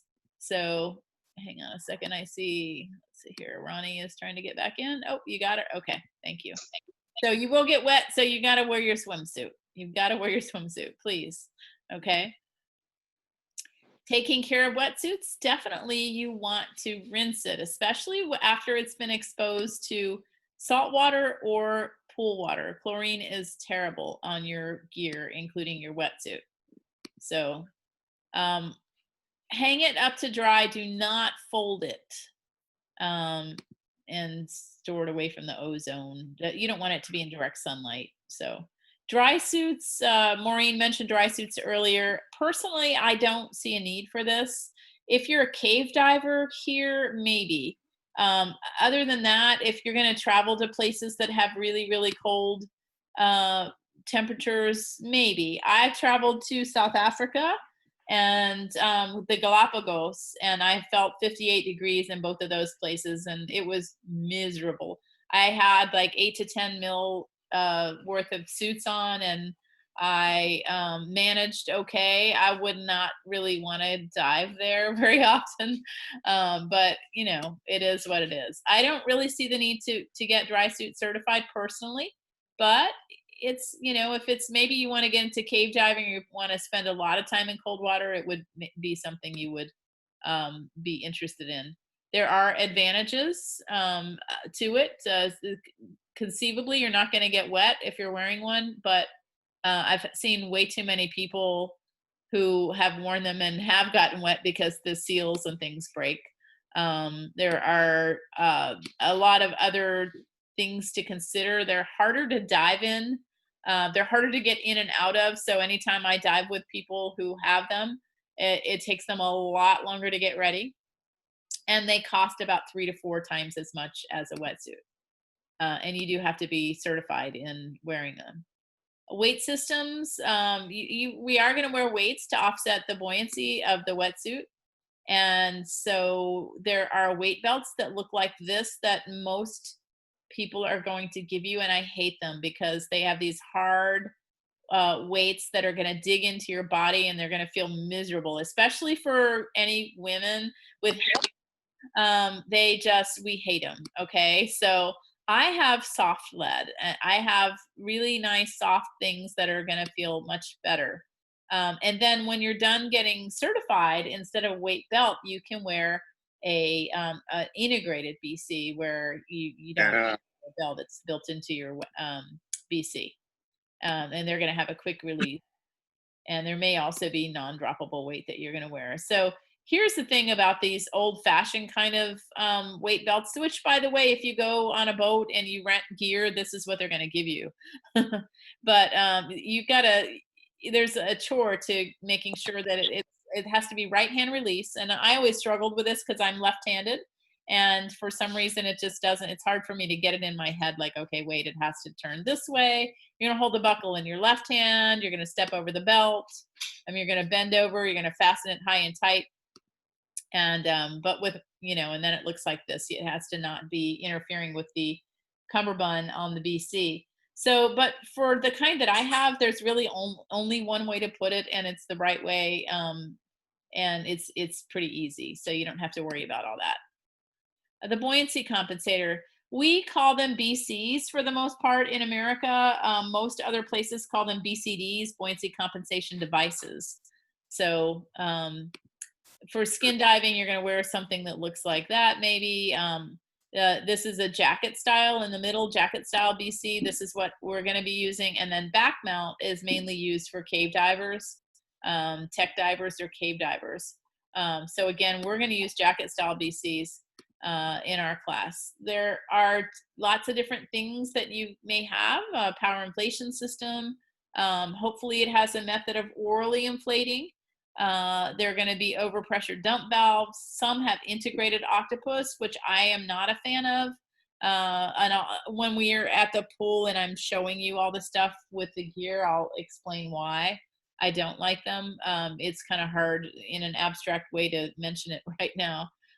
Some have integrated weight pockets, some have non-drop weight pockets. So size and fit is important. You can see when something is too big and too small, it's not going to be pleasant. And then we have inflator systems, power inflator systems, including that integrated octopus that I talked about. Again, all this is going to make a lot more sense when we're in person with the gear. The BC, you're definitely going to want to rinse. We're going to teach you the right way to rinse your gear. Salt water and chlorine are terrible on gear. And so we're going to show you how to do it, including orally inflating it. It needs to be serviced professionally every year. and you want to store it partially inflated. I like to store mine all the way inflated, and then next we have scuba cylinders. It's another piece of equipment I'll be providing for you. And there are different kind of valves, there's different kind of materials. So it's steel versus aluminum, where most places, including in the class, you're going to be using aluminum. Valves K or J, we use K valves. DIN is mainly used in cave diving, and in other countries we use yoke. There's also a burst disc. There are different sizes and pressures, but maintenance is definitely required. There are accessories as well as that some have, like boots, nets, and valve caps. You got to rinse your cylinder, especially if it's a steel one, after saltwater diving. Always keep some pressure. This is a test question, by the way. Perk up a little bit. So always keep some pressure in the cylinder to make sure that it doesn't get moisture in it. Just ignore the part about store at room temperature. Nobody is going to bring their cylinders in the house. You can keep it in your garage, is fine. Just try not to get it exposed to direct sunlight for very long, because then it might blow a burst disc. And then the same goes for if it's in your trunk and that kind of thing. They're going to tell you don't do that. I've been hauling scuba cylinders around for most of my life, and I can tell you I've never had a problem having it in a trunk or in the back of a car. It's not a big deal. Do avoid direct sunlight though. Every 5 years it has to be hydrostatically tested, and every year it has to be annually tested. And I have a bunch of cylinders. I can tell you that I'm constantly paying for both of these things. Now, a scuba cylinder should not be filled with pure oxygen. You have to have the right equipment for that to happen. So when people say they're diving oxygen, they're really not. Hydrostatic testing, I mentioned, this is where they fill it to 5/3 of its capacity, and it is required every 5 years. Every cylinder has to do this, and if they fail this test, they will not allow you to get your cylinder back. It is done. And I've had that happen, over time. I've had that happen. So annually, they visually inspect it, they core it out, they take a look, they put a sticker on it to show that it has been tested. Air filling systems look a lot different. I already mentioned the scuba regulators. They're going to basically, the first stage has the ports, the second stage is what you breathe out of. It's going to take the pressure in the cylinder and convert it to something that's breathable. So this is what a first stage looks like without anything connected to it. So you can see there are ports that are going to be for high pressure and low pressure.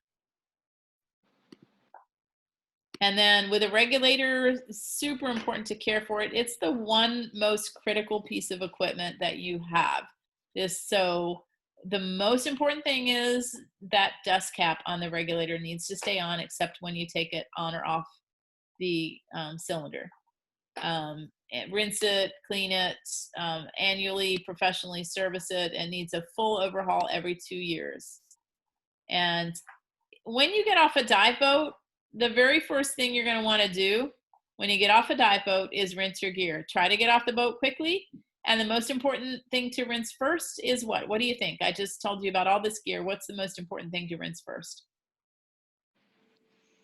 Your BC? No? No. Your regulator. Yes, the regulator. The regulator is the most important thing because it is how you breathe. If a BC malfunctions, it's a lot less troubling. If a regulator doesn't work right, it's not good. So the regulator is what you breathe out of. So we always clean our regulators first, and then we go for the BCs, and then we do everything else. There are going to be possible alternate air sources you're going to see people diving with. Personally, these pony bottles, I don't recommend using them. I have exceptions. I would say if you're a photographer, if you dive with somebody who's a really bad diver, maybe. Octopus is a very smart thing to have. And then integrated, I mentioned I'm not a fan of, and I'll show you why when we meet in person. There are lots of different information systems that include analog and digital. And then of course compasses as well.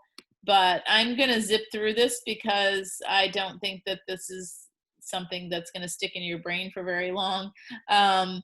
We don't really get into compass and underwater navigation and open water diving too much. You're going to have so many other things on your mind. So we do this in advanced, in the advanced class. So accessories, we mentioned some of these earlier. By the way, when would you need a dive knife? What would you need a dive knife for? Maybe getting caught on someone's buoy line or to defend yourself. Well, not really to defend yourself. Hopefully you're not going to need to, you know, spear anything, you know, like stab anyone underwater. Well, not like a person, like, you know, like a shark or like if something's coming out. Listen, if you kill a shark, I'm going to come after you. One thing I'm going to teach you right now is sharks are not dangerous. Sharks are, I intentionally dive with sharks all the time. Sharks are not meant to be killed. They're not. No, I was referring like if they're actually attacking you. Yeah, like, they're not going to attack you. Sorry, I didn't clarify. Okay. All right. No, Really, it's mainly for cutting. It's mainly for cutting a line. I have saved a lot of fish that have been caught in lines. You know, where the fisherman's line has snapped and this poor fish has been dangling there forever. So, what do you think about a dive flag? When do you need to use a dive flag? Whenever you're out in the water. Every time. No? Anytime you dive. Yeah. No? No. It's only when you dive in navigable waters, meaning waters where a boat needs to be present. So if we go to Blue Grotto and it's enclosed and there's no boat traffic, we don't need a dive flag, right? Got you. So we go to Troy Springs, don't need a dive flag. Boats aren't allowed in it. So we only need it in navigable waters. And then SMBs or safety sausages are something we get into in advanced classes, but this is really important. It's a surface marker buoy. This is really important if you're in currents or anything like that. It's really good marker. And then specialized equipment includes things like nitrox diving, which there are many advantages. In fact, the next class after this that you take after open water, I highly recommend is doing the combination advanced nitrox class. So, and then technical diving is also a possibility. I recommend you get a lot of dives under your belt before you even think of doing something like this, cave diving. Get a lot of dives under your belt, ideally like 200. And then take intro to cavern, then cavern. And if you really want to get cave dive certified, get intro to cave and then full cave. And, you know, just take it slow because it is, there are a lot more challenges involved, a lot more technical equipment, a lot more expensive. I have a lot of cave diving friends here, and I've borrowed some of their ideas to make open water diving more safe. But it is something that I do not teach, and therefore, when you are ready to take this step, I will recommend some really, really good instructors for you. Do you go cave diving? I am cavern certified, not cave certified. So I can only go cavern certified, and personally, that's all I want. But there are a lot of cave divers here in this area. In fact, many of the books about cave diving have been written in Tallahassee and the surrounding areas by some of the biggest experts on cave diving. So, and there are many, many caves. In fact, most places where we go diving in open water, there are going to be caves there too in the springs. There are lots of caves here. Rebreathers are next. This is something where I think that there is a lot of work that needs to be done with technology before I'm going to consider it. But you know, it's supposed to scrub the oxygen and allow you to basically dive without a cylinder. They're very expensive and they do have some problems. So Maureen is going to take over from here.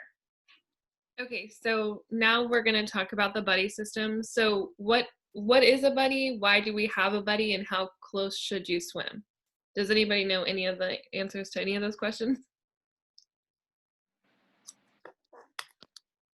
So let's start off with what is a buddy? Anyone that's certified, I guess. So anyone that you're diving with that is certified. And why do we have buddies? To watch out for each other. Yeah, accountability, I guess. Yeah. Yeah. For safety reasons, you know, if something happens to you, you want to have somebody you know is going to have your back. How close should you guys swim? Two arms lengths? So we usually just say close enough to render assistance if it's needed. So if you're having a problem, they need to be able to get to you. So 5 feet, I feel like, is a good distance for most dives. It's super clear water and you're shallow diving and there's great visibility. Obviously, if the conditions are worse, then we would probably swim a little bit closer together.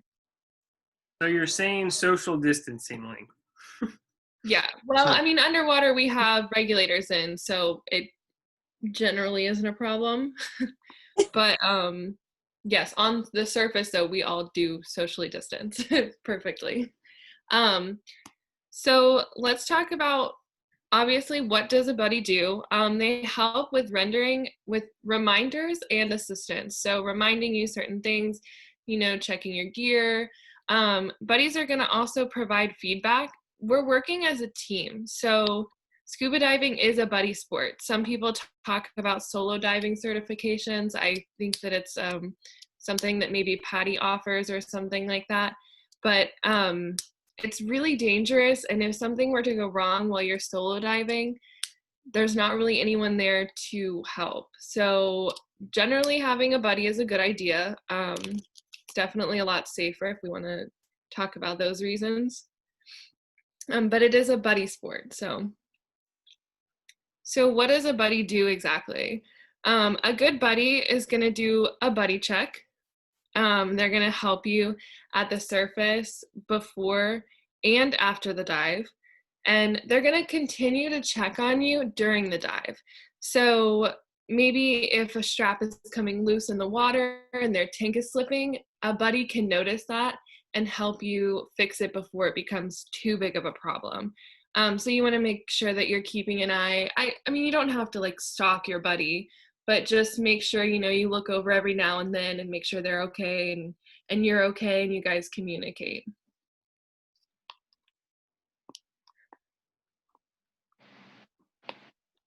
So we're going to talk about what a buddy check is. This is going to be at the surface primarily. So you want to make sure that there's no errors, their air is on. You want to make sure also that all of the cylinder's full and it reads on the gauge that it's full. If the gauge starts to tick, that could be a problem with their cylinder. So you want to definitely look at that and make sure that that's working correctly. You also want to make sure that their strap is tight, their cylinder band. You want to make sure that we're going to practice this, but you're going to lift it by the strap to make sure that that cylinder isn't going to go anywhere. You want to make sure that their hoses are correctly attached and that none of them are loose. And then you also want to make sure that their power inflator hose works by giving it a little push. We'll go over it all when we kind of attach everything, and we'll go over what the buddy check is. But you also want to make sure that they have their weight system, whether that's integrated or a weight belt. And then we're also going to make sure that they're physically and emotionally fit. So seeing if they're stressed, you want to kind of talk them through it. A stress diver is never a good diver. So, you know, if your buddy is stressed out, then you might want to talk to them, see what they're stressed out specifically about, and see if you can kind of calm them down. If your buddy is not able to dive, you guys can always join into another team and be a 3-buddy team. So if your buddy is not feeling it, then you can always just join somebody else and they can sit out. So staying close to your buddy, you want to make sure that you're close enough to render assistance in an emergency like we've already talked about. which we said was about 5 feet if you know it's a clear, easy dive. But you want to be closer if it's like a turbid or deeper dive. So within touch distance. And we're going to practice this actually while we're training. There's going to be a couple drills where you guys have to share air, and you're actually going to be holding on to your buddy for that. And then on challenging dives, you know, you want to make sure that you know where your buddy is. So always learning to keep track of your buddy all the time. What does touch distance mean? So if like you can reach out and touch them.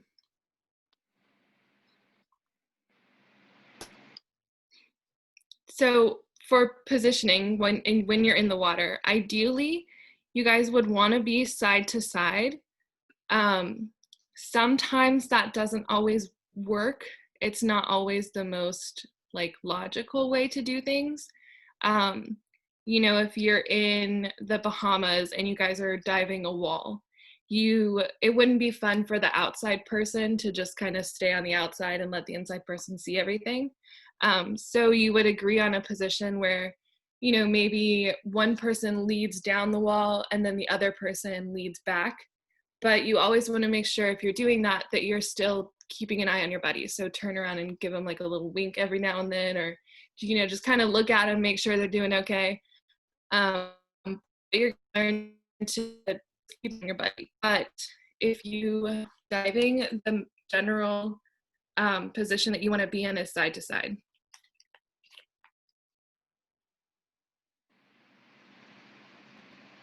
So we always talk about dive plans, and once we go over dive tables and you guys know how to do those, it's going to be a lot easier to make a dive plan. But we have a saying, so it's plan your dive and dive your plan. So when you're planning a dive, both buddies should know a general direction of the dive. So, you know, if you're on a wreck, you should know exactly where you're going. Time and depth planned, that's going to be something that you guys agree on before the dive. And then also if there's any planned activities, if there's something that you guys want to see specifically, make sure that you talk to your buddy about that and you guys kind of work out what you guys are going to do down there. And then agree, obviously, if changes are made, you want to make sure that you guys are both on the same page. So you're gonna, like I said, you're gonna look at your buddy every now and then, kind of check up on them. But if you don't find them, then we're gonna do a lost buddy drill, which we're about to go over. So if you get separated, obviously you're gonna look around. And if you can't see them, you're not gonna look for more than a minute. So talk to your buddy beforehand and make sure they're on the same page. If they've been certified with us, then they know the lost buddy drill is 1 minute of looking. If you have a noise signal, use it. Some people have little honkers on their BCs and it'll kind of let the other person know or get their attention. If the visibility is bad, you might want to ascend a little bit and look for bubbles, because sometimes you guys are just right on top of each other. And ascending can help you see their bubbles and you'll be able to find them. But only look for a minute and then you ascend to the surface. And you do not do your safety stop, is that correct? Yes, so you'll ascend to the surface and you guys will regroup there. And if it's in the beginning of your dive, you guys can always go back down and continue your dive. And if it's towards the end of your dive, you guys can go back down, do your safety stop, and then come back up. So with buddy diving, it's all about sharing an activity and safety. So for module 3, that's everything that we covered. And then we're just gonna go into module 4 after this, but we covered basic equipment, suits, weighting systems, BCs, cylinders and valves, regulators, all of this stuff. And I know that this is probably very overwhelming, but it's gonna all make a lot more sense during the pool session. So for module 4, we're gonna go over a couple of things. We're gonna go over some water entries, managing stress and any problems that may occur. And then also we're gonna do intro into dive tables. So for water entries, we're going to talk about a couple different types. We have shore entries, surf entries, and boat entries. So shore diving is interesting, and this is going to be on your test. So everybody listen if you're not listening. But the book is going to tell you for a shore dive to walk backwards with your regulator in your mouth and your fins on. So that's fine in places like California that have really big waves. That kind of makes sense. But in Florida, when we dive at the jetties, we don't have big waves, and we have a lot of soft sand. So we might lose our fins if we do it that way. So what we like to do in Florida is to walk forwards with our mask on and our snorkels in our mouth. And then we're going to hold our fins and make it past the breakers, and then put our fins on doing a figure 4, which we're going to show you guys. But you're going to do a figure 4 with your buddy. And then when we're ready, when we're completely ready, we're going to switch to regulator and then go down. But the book will tell you to do it the other way, which is what you would like in places with big waves. And that is going to be on the test, like I said. So a back roll entry is going to be this picture on the left. And it's a common entry for small private boats. You know, personal trips and stuff like that, you guys are probably going to do a back roll entry. And then the giant stride is going to be on the right. And that's the most common from dive boats. So when we dive in Panama City, they do a giant stride entry. So we'll do that off of the dive boat there. So most of the places that we're going to dive are going to be a snorkel to the dive site and then switch to regulator when we're ready to descend. So why do we snorkel to the dive site? We want to make sure that we're not wasting any air at the surface. So a lot of people actually might have started not wearing their snorkels, and some people might even tease you for wearing one, like we talked about earlier. But it's really important with like waves and stuff like that, and it's really hard to swim with all the gear, trying to keep your mouth above water. So actually in the pool session, we're going to do a drill called snorkel appreciation, and it's going to show you actually why you want to keep your snorkel and why it's important and why you're going to grow to love it. But it is helpful also with not wasting your air at the surface. So the 3 important rules: equalize early and often, like we talked about. Always breathe, so never holding your breath, that's the cardinal rule. And then exhale continuously if the regulator is out of your mouth.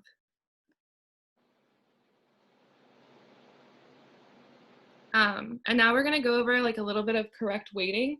So if you have no air in your BC, you should be floating above the mask. And then descending on a line, which is what these people are doing right here. We're gonna do this actually in Panama City on the boat dives, and it's gonna help you get to the depth that you're going a lot easier.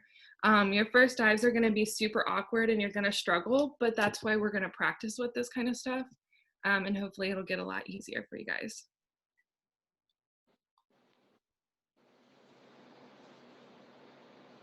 So with descending, we've talked about clearing the ears early and often.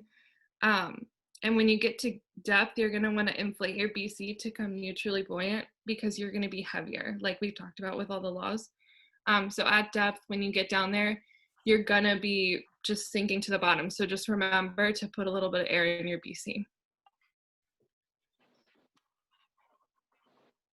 So with diver trim and position, we talked about this a little bit, and I know we saw this picture earlier. This is perfect trim. You can see that he looks like he's laying kind of flat in the water column. He's not near the bottom. He looks totally comfortable. And you can see here on the right, at the top, this diver, he's all over the wreck. His feet are kicking it. He's probably harming the wildlife. And then with the second diver, he's having to kick and swim downwards to stay down, and that's not what we want to do. So speaking of trim, you're going to want to make sure that you try to streamline your gear as much as possible. You'll see people that have stuff hanging off of them everywhere, and it's actually really annoying. But you can see on the guy on the left, he's got his octopus hanging down. And that's actually really dangerous because, you know, it could get entangled in something, it could get caught on something. Not only could he get stuck, but it could also damage his gear, and that's really expensive. When you're diving with Gabrielle, we'll actually give you something that holds onto your octopus kind of close to your chest so that it'll be close if you need it. But you want to make sure if you have your own gear that you're not dragging stuff, because it can also, like you see on the guy on the right, his is probably disturbing wildlife underneath him, and it's also causing the visibility to be really bad. So we just want to make sure that we're not dragging anything and nothing's hitting anything else. So during ascent, we're going to be checking our gauges periodically during the dive. And then once you're ready to ascend, you're going to begin a safe ascent. So always making sure your buddy and your group know that you're ascending. Don't leave if you haven't told anybody that you're leaving, because then we'll all look for you and we'll think you're lost. So a safe ascent is typically going to be from the safety stop, and you're going to have one arm up, turning like this guy on the right. See how he has his arm up? You guys are going to be doing a 360 and looking for boats, other divers, any overheads, anything that could be above you that you would hit. So you want to have your arm break the surface, because it's much better to have your arm hit something than to have your head hit something. And then once you break the surface and you're like all situated, you want to make sure that you give the okay sign, which is going to be a closed fist right on the top of your head. Obviously, using a line is going to be better because you can just pull yourself up and you can focus on what's above you. So that's going to be a lot easier to use a line. So we've already talked about the buddy plan. Advantages of the buddy plan is, like, you know, sharing and safety. You want to make sure your buddy is safe, and also giving back and forth ideas. You want to make sure that they're enjoying it, you're enjoying it, and that you're safe. Planning the dive, talk about depth, time, where you guys are going to turn around, maybe at what PSI you guys are going to turn around, what you want to see, different hand signals. We'll go over some, at the pool session, we'll go over what some of the hand signals mean and stuff like that. And you want to talk about, again, like making sure that you guys both have that lost buddy drill, and making sure that you're on the same page about looking for 1 minute and then going to the surface to regroup.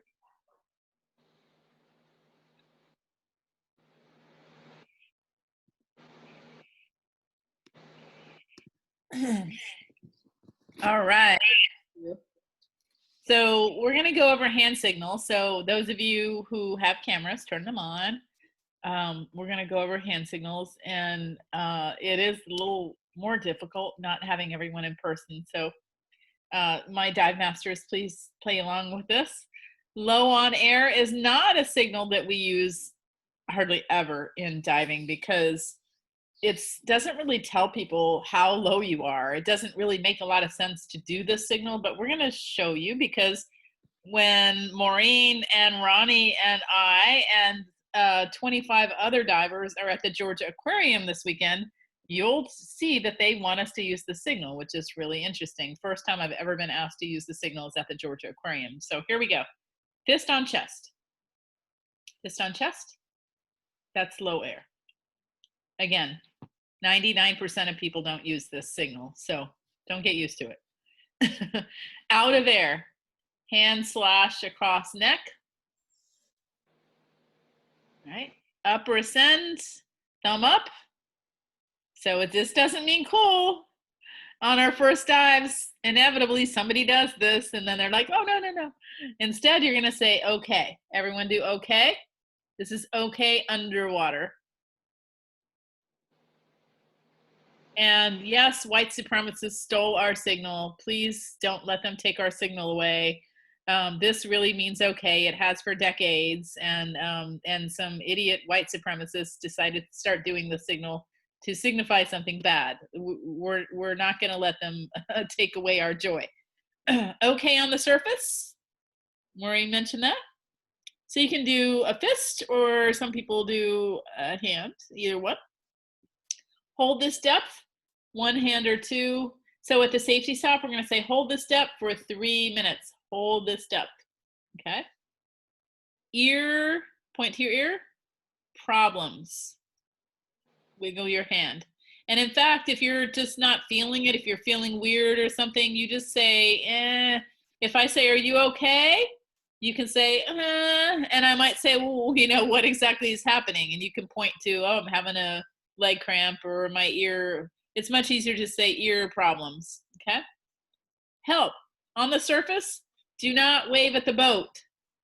Don't do it, because guess what this means? Help. Okay.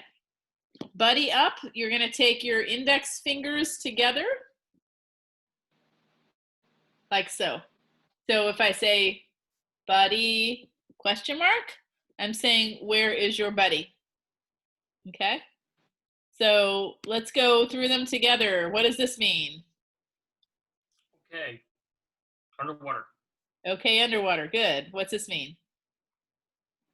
Okay, on the surface. Good. This? Help. Great.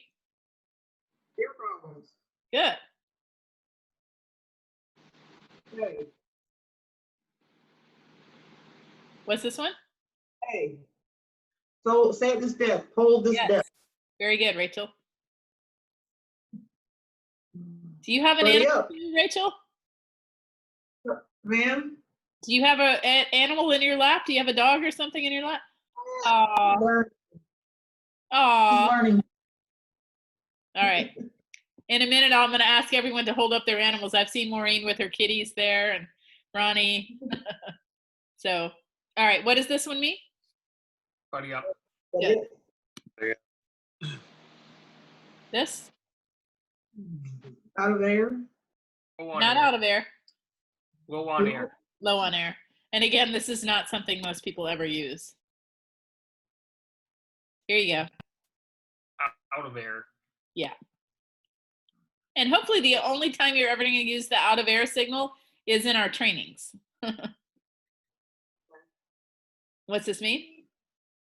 Go up, Yep, ascend. then, yeah. And I didn't cover this one, but what does this mean? Go down. Yeah, it means descend, go down. It doesn't mean this sucks. Oh. So ascending is decision to end the dive. It requires a hand signal exchange. You're going to check your gauges, make sure everything's good, begin your ascent. Let air out of your BC. Guys, this is counterintuitive. As you're ascending, what causes you, which law causes you to need to take air out of your BC as you're ascending? Henry's Law. Which one? Henry's. No. No, not the soda bottle. Boils. Well, Boils? Boyle's Law. Very good. Who said Boyles. Boyle's? Oh, crap. I did. Good. Boyle's Law. So you're going to want to take air out of your BC when you're going up. And you're going to want to add air when you're descending. Keep track of your buddy. Keep an eye on your buddy. If you're going to lose your buddy, most of the time it's during the ascent and descent. And then do your safety stop. At what depth and for how long? 15. Good. for 3 minutes. Very good. All right. And then you're going to surface, and what are you going to do at the surface? Is that right? Yep. Okay sign. Okay. And then you're going to inflate your BC and switch to your snorkel. When you leave the water, you want to make sure that your fins are in hand. Keep your mask on and keep your regulator or snorkel in your mouth. Don't get complacent. There have been incidents. In fact, a few years ago, I was diving in the Keys and there was an instructor with a different agency who was there, overweighted, and on a wreck, he fell back and he had his mask on his head and regulator out of his mouth. He was talking and he fell back into the water and sadly forgot all of his training, which we're going to teach you how to retrieve your regulator. You know, keeping your mask on is one of the most important things. But he fell back and he was so overweighted that he didn't make it. He didn't survive. He drowned. And that was an instructor. Jeez. I know. And so, you know, don't ever, ever, ever become complacent. When you're diving with us, what you're going to see is we're very safety conscious, and it might feel like we're being maybe too stringent about the rules, but trust me, you're going to be a much better, safer diver. And don't watch what all the bad divers are doing, please. Okay? Don't learn from other people. Just remember your training. Additional stressors include equipment. It's going to maybe, in the beginning, it's going to feel heavy. I can tell you, it doesn't feel heavy to me anymore. I remember when I first got certified, it felt really heavy. But the more you dive, the more you realize it's really not that bad. Confining wetsuits, now that can be a challenge in the beginning. Losing equipment malfunction, those shouldn't be issues, but do a buddy check before you dive and maintain your equipment. I maintain the equipment a lot. So you're going to feel very task loaded on your dives. Maureen mentioned earlier that it is your first set of dives, especially. You're going to be like coming out of the second pool session. You're going to be like, wow, I am ready. That was awesome. And then you're going to get into the open water and it's going to be like, holy cow, that's deep. Like it's hard, your first ones. And that's why we do a couple of days of it, but definitely relax and think it through. Low visibility is normally only an issue if somebody doesn't have good form and trim. So if you're horizontal in the water and you're frog kicking, which we haven't really talked about, but we're going to frog kick, you're not going to cause low visibility. If you're flutter kicking and you have bad form and trim, you're going to end up making Big Blue or wherever else look like this. So we don't want to do that. Now, there's a physical threat that may or may not be real, right? Like sharks. And sharks really are, you know what I call them? I call them the pit bulls of the ocean. Yeah. I love pit bulls. I foster a lot of animals, and every pit bull I've ever fostered is super sweet, and yet they have this bad rap, you know, mainly because humans train them to be that way. In the case of sharks, it's because they mistake humans for prey. So it mainly happens with surfers, you know, people who are wading in shallow water, and they look like prey, and they really don't have any interest in humans. And I dive with them all the time, intentionally, because I love sharks. But the biggest threat of all, not with any of you, see the cave sign? Okay. Joe Diver, 14 hours of basic training. The biggest threat is ego. Ego. So, you know, don't ever let yourself get complacent, and don't get overconfident thinking, oh, you know, it says stop here, no, you know, cave divers only, and I'll be fine. Don't do it. Don't do it. Never dive above your training. So don't let your ego cloud your best judgment. And then if you want to get trained for advanced diving, this includes don't go deep before you're certified. You know, go to 60 feet. That's your limit. Then get the kind of training that you need. When there is increased stress, things happen with your body. How many of you felt increased stress? Okay. Tell me if you can relate. Heart rate increases. Yeah. Respiration increases. Yeah. And then you have this thing called perceptual narrowing. Hmm. All right. What is that, Eric? Like tunnel vision. Yeah, it is. You are so stressed out that you are only focused on whatever it is that's stressing you out, and you forget everything else, everything, including things like breathing, you know? And so there's a big danger of failure to exhale if you don't solve the problem.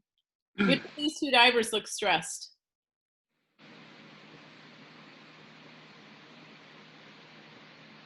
The one on the right.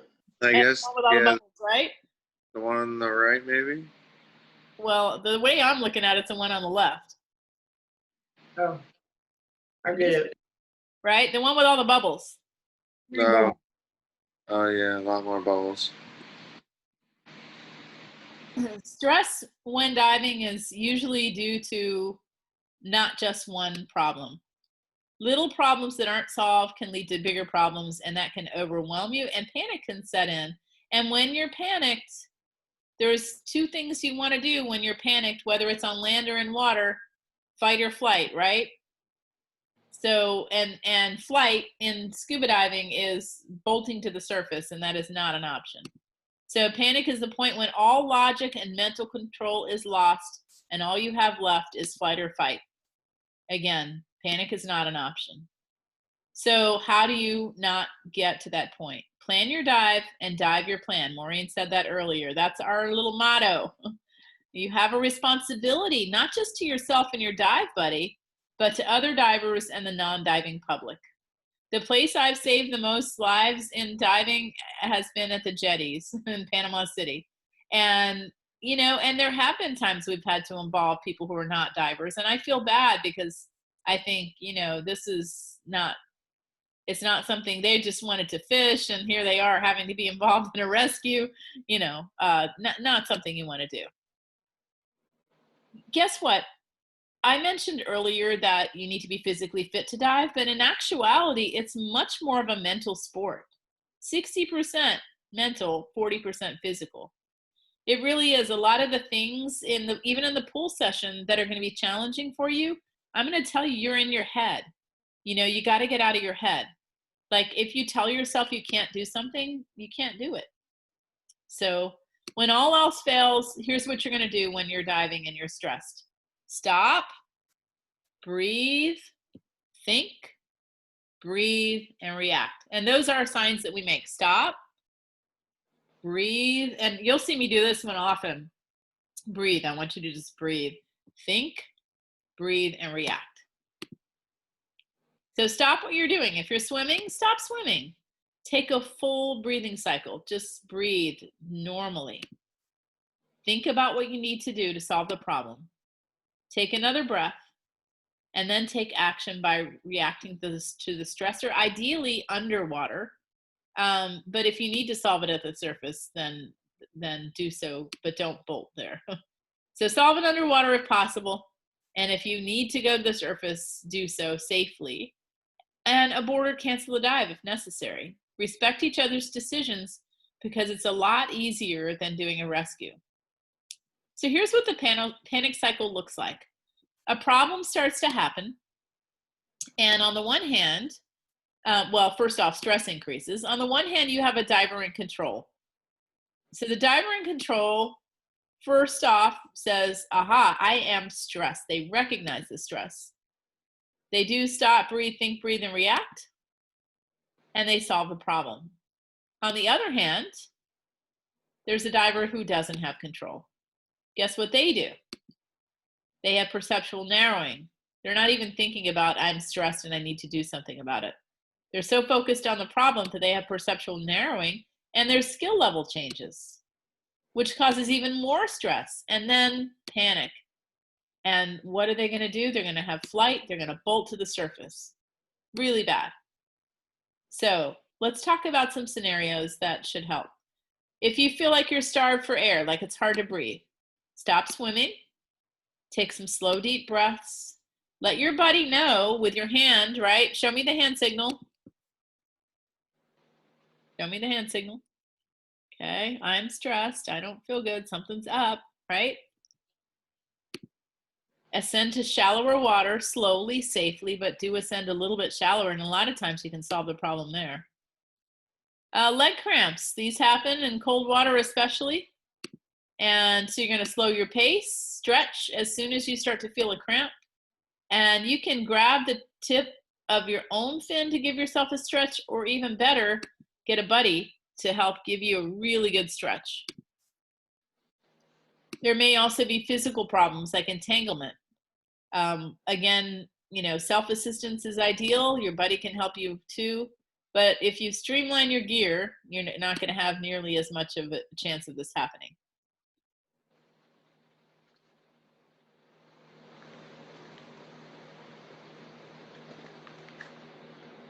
Any questions so far?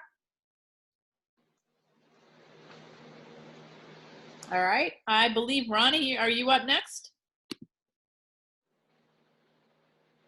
I think so. Okay, is this the point, because I'm not seeing the slide numbers? I was a little confused by the slide numbers because they were split up, so I tried to like count it. So I just kind of I thought it was a different point, but I can start from here. Oh, if it's a different point, are you sure? I'm not. I'm not. All right, we'll try it from here. Go ahead. Okay. All right. So in case of loss of buoyancy, you know, if you start shooting up towards the surface, you can. One of the first things you can do is take care of your weight system. So whether that's, you know, getting rid of a weight belt in an emergency So situation. Ronnie, this is referring to if you lose your buoyancy, like your weight, Oh, you okay. drop your weight belt for whatever. I've seen people do this. Their weight belt comes Okay. off. Gotcha. So what you're going to do is dump air from your BC, flare to increase that drag that we were talking about earlier, and then continue breathing to make sure you don't get any medical issues or overexpansion, anything like that. What does flare mean? Increase your drag, so literally flare out your body. Yeah. So if your power inflator is stuck open, you're going to want to hold your vent button down, see if that's just stuck, and worst case scenario, disconnect those. Now, if your inflator is not working, you can always orally inflate it, which we're going to do in the pool and in open water. We'll test it several times, honestly. And then, like I was mentioning, worst case scenario is a drop weights. But really, if you're doing everything else properly, really keeping track of everything, I've never seen anyone need to drop weights. So some out of air emergencies, or what to do in out of air emergencies. So yeah, you want to constantly check your gauge. So some of the things that you can do is we always have an octopus as a secondary source of air. So if for whatever reason your primary regulator jams up or stops working for whatever reason, you can always switch to your octopus and breathe off of that. If for whatever reason your octopus is also not working or you don't have an octopus for some reason, buddy breathing is also great. It's another benefit of having the buddy system, just to make sure there aren't any accidents. A backup unit, that was the pony bottle that we were talking about earlier. But in general, we tend to just use the octopus as our secondary. And then the last resorts are going to be the emergency ascent and positive buoyancy ascent. So we have the location for where we put our octopus is actually on our neck. We have a necklace, a little bright yellow necklace that we use, and it just fits right in there. So, you know, when that panic and that stress is starting to set in, it's a lot easier to just lift from your neck than trying to wave around your left arm looking for your secondary or anything, you know, strapped to your leg or something like that. So you have a couple different types of octopuses as well. But so out of air, this is one of the main reasons we're going to be using octopus, or you would use an octopus. So if someone's signaling low on air or out of air, what we teach is that you actually give the out of air diver your primary, because that's working. You know it's flowing properly, and you switch to your octopus. Well, I mean, we teach that, but what happens in real life?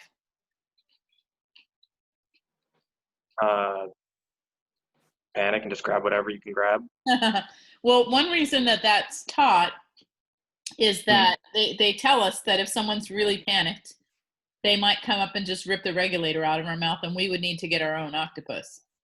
But in real life, when I have saved somebody, guess which hose I give them? The octopus or the primary? Guess which regulator I give them? Octopus or the primary?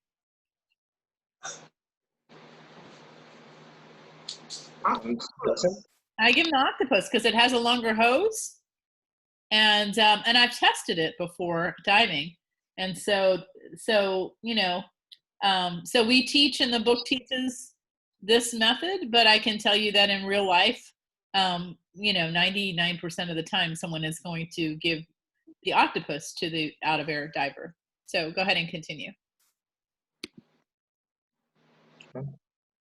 So this is kind of what I was saying, but I guess it'd be, yeah, I definitely agree with the longer hose makes it definitely a lot easier from my memory of like doing buddy breathing, especially in practice and whatnot. The octopus definitely, the length of the hose makes it easier. So this is more styles of breathing that we'll use. This, using, you know, a secondary or an octopus, and then controlled ascent back to the surface. Now this one's buddy breathing. This one's a little more technical. So what you're doing is, instead of both of you breathing off of two valves or two regulators off of one source, it's just one source. So you're literally taking the regulator from your mouth, passing it to your buddy. They're taking a couple breaths, take a couple strokes, pass it back. Couple breaths, couple strokes, pass it back. It's just back and forth until you ascend to safety or get to where you need to. And when would you need this, Ronnie? Emergency situations, out of air, with other diving programs. Yeah, when the other person, when you don't have an octopus to donate. Yeah. Right. Yeah.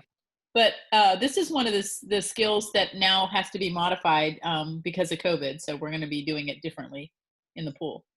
So. And this is a kind of a hard one to remember, especially the first couple times you do it. You're just not, I guess, comfortable being underwater and taking the regulator out of your mouth. But it's always important to exhale when the regulator is out of your mouth. That's just a safety thing and for medical reasons.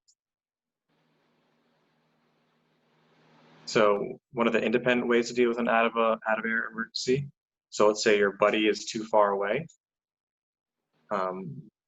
We listed two ways before. So one of the ways would be begin an emergency swimming ascent.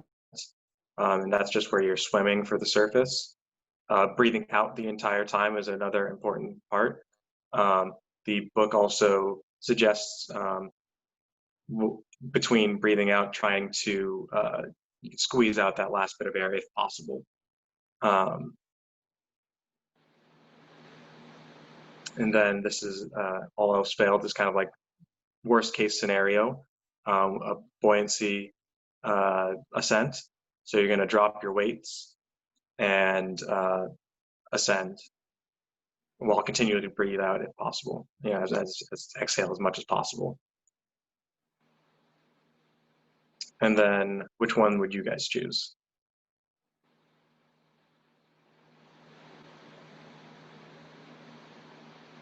Swimming ascent or buoyancy ascent?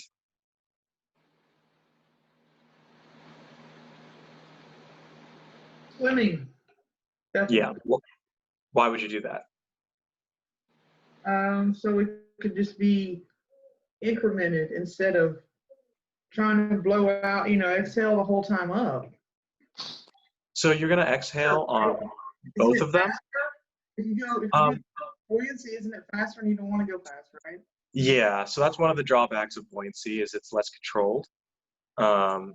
And you're more prone to injuries, overexpansions, embolisms, things of that nature. But also, you would also be dropping weight, you'd be dropping items, dropping gear. And, you know, that's just unfortunate. I mean, obviously your safety is more important, but that's why it's the last resort. But of all the things you mentioned with buddy breathing and using a octopus, that would be ideal, right? Yeah. So there's dependent, independent, but definitely you really want to have an octopus is the bottom line, right?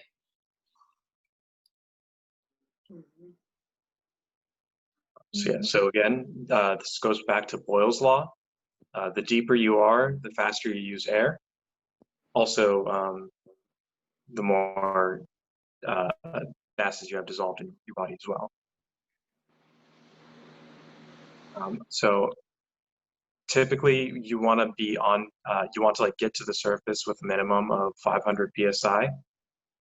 And on the right, you have someone showing the ascend sign.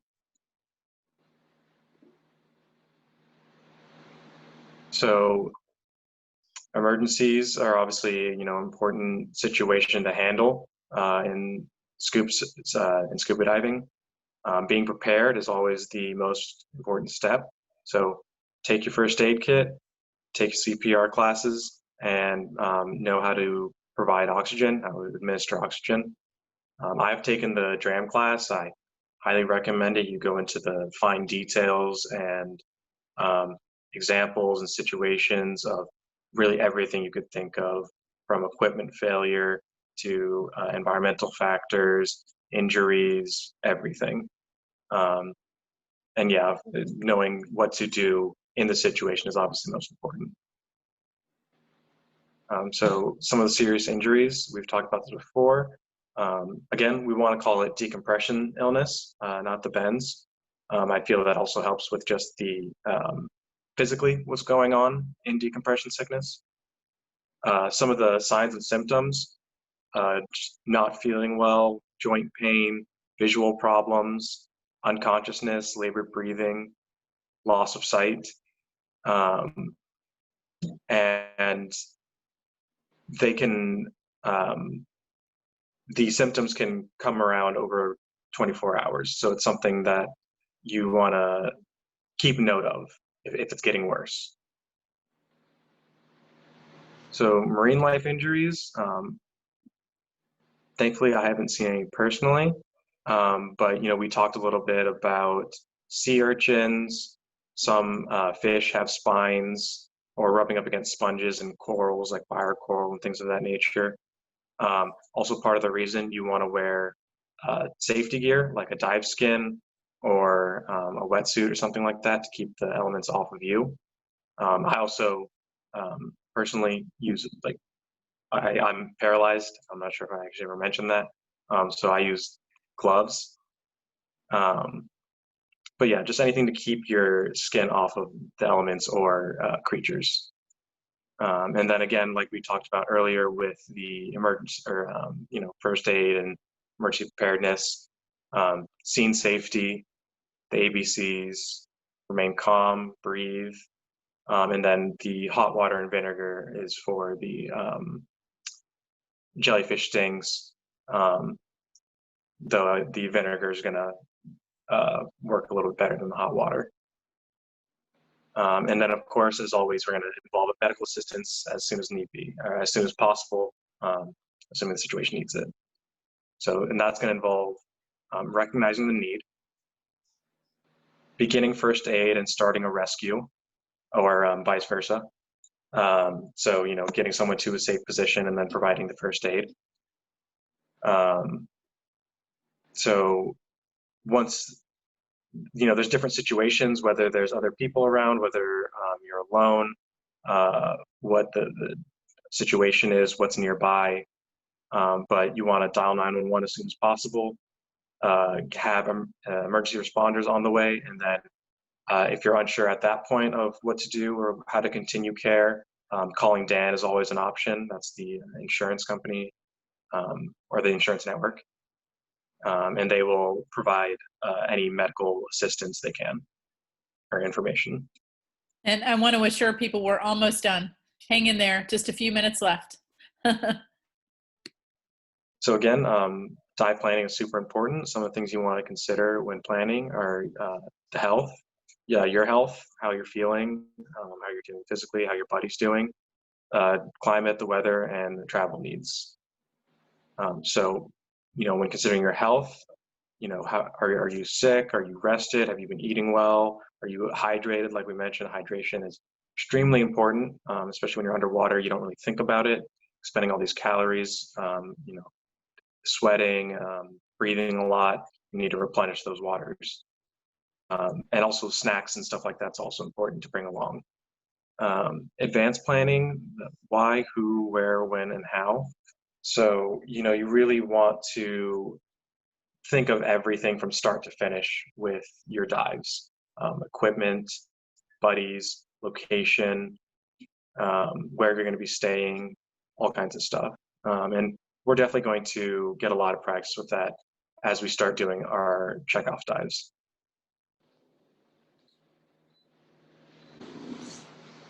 So this is probably one of the most important, you know, things, one of the most important things that I think I can remember being provided in open water, because I mean, I still use this all the time. So this is basically how you're going to do your dive planning. So take your dive tables out real quick. We only have a couple minutes left, so just everyone take your dive tables out.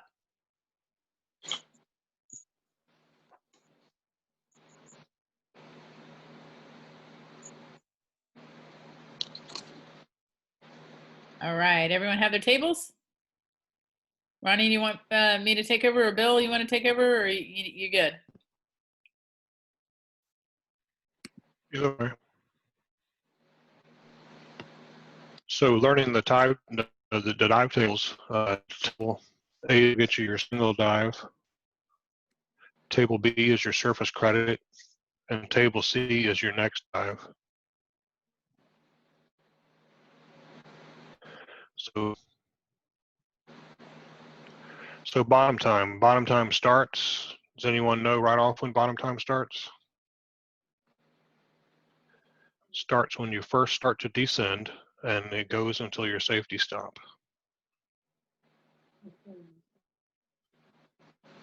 Then you do your 3-minute safety stop and then return back to the surface. So everyone has their dive tables out. Can someone tell me how long you can stay at 50 feet? And this is from table A. The longest you could stay 50 feet.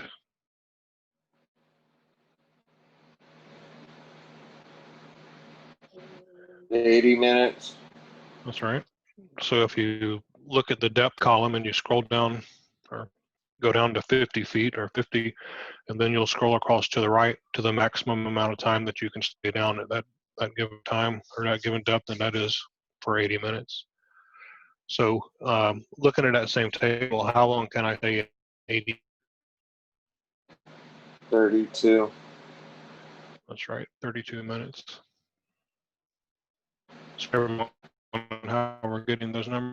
Yes. Okay. And then finally, let's do one more then. How long can I stay at 100 feet? 18. Right, 18 minutes. 18 minutes. So the decompression theory, so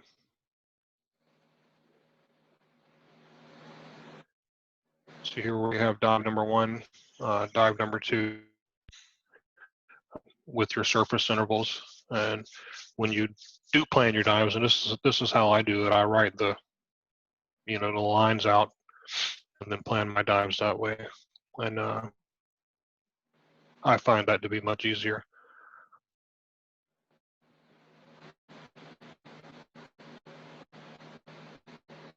You have anything on this tab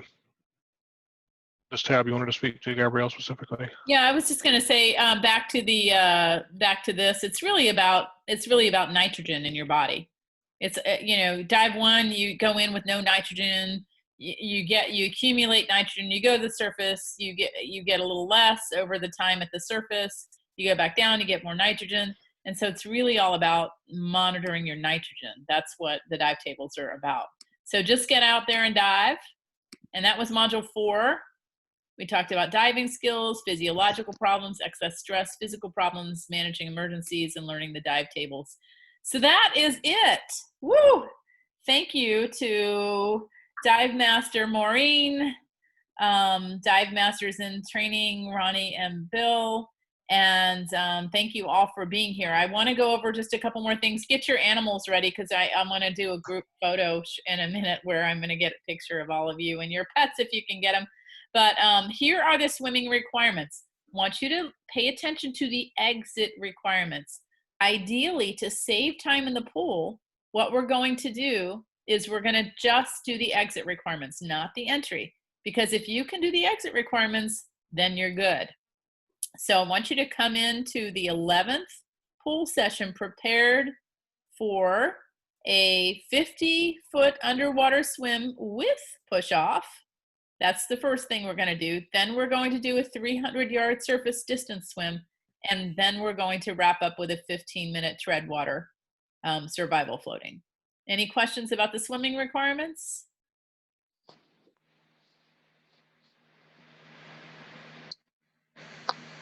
All right, it has been a long night. Our next one should go better. It should go faster since we are not going to be covering quite as much material. I can tell you, if you read the book, it's going to help a lot. If you get through the textbook, it's going to help a lot. So at this point, everyone hold your animals up. If you have an animal, hold it up. Oh, look at the cute Rachel. That's adorable. Okay. Oh, Jenna, cute kitty. Where's Ronnie? I don't see Ronnie on here. Are you on here? There he is. Okay. Awesome. One more time. One more time. Get those animals. I see. Okay. One more time. There we go. There's Marino. Oh, Rachel, that is one cute adore. Oh, Randall. Oh, look at that doggy. Oh. Here comes mine. Here we go. Now we're all set. I can't see. I can't see. Okay. All right. Thank you, guys. And yeah, this is my kitty up here. So, all right. Thank you all so much. Any final thoughts or questions? Nope. Oh, Brenda, cute kitty. Look at that beautiful face. Look at that. What a gorgeous cat. Aw. All right. Well, I am looking forward to learning with all of you, and I thank you for your patience and this really late night. I actually have oh, Jenna, what a cute kitty. I have a standing webinar that happens right before this, so thank you all. Love your animals. They're so adorable. Really, really cute. So thank you. And have a great rest of your evening. What little bit of it is left. Good night. Good night, everyone. Bye. Bye.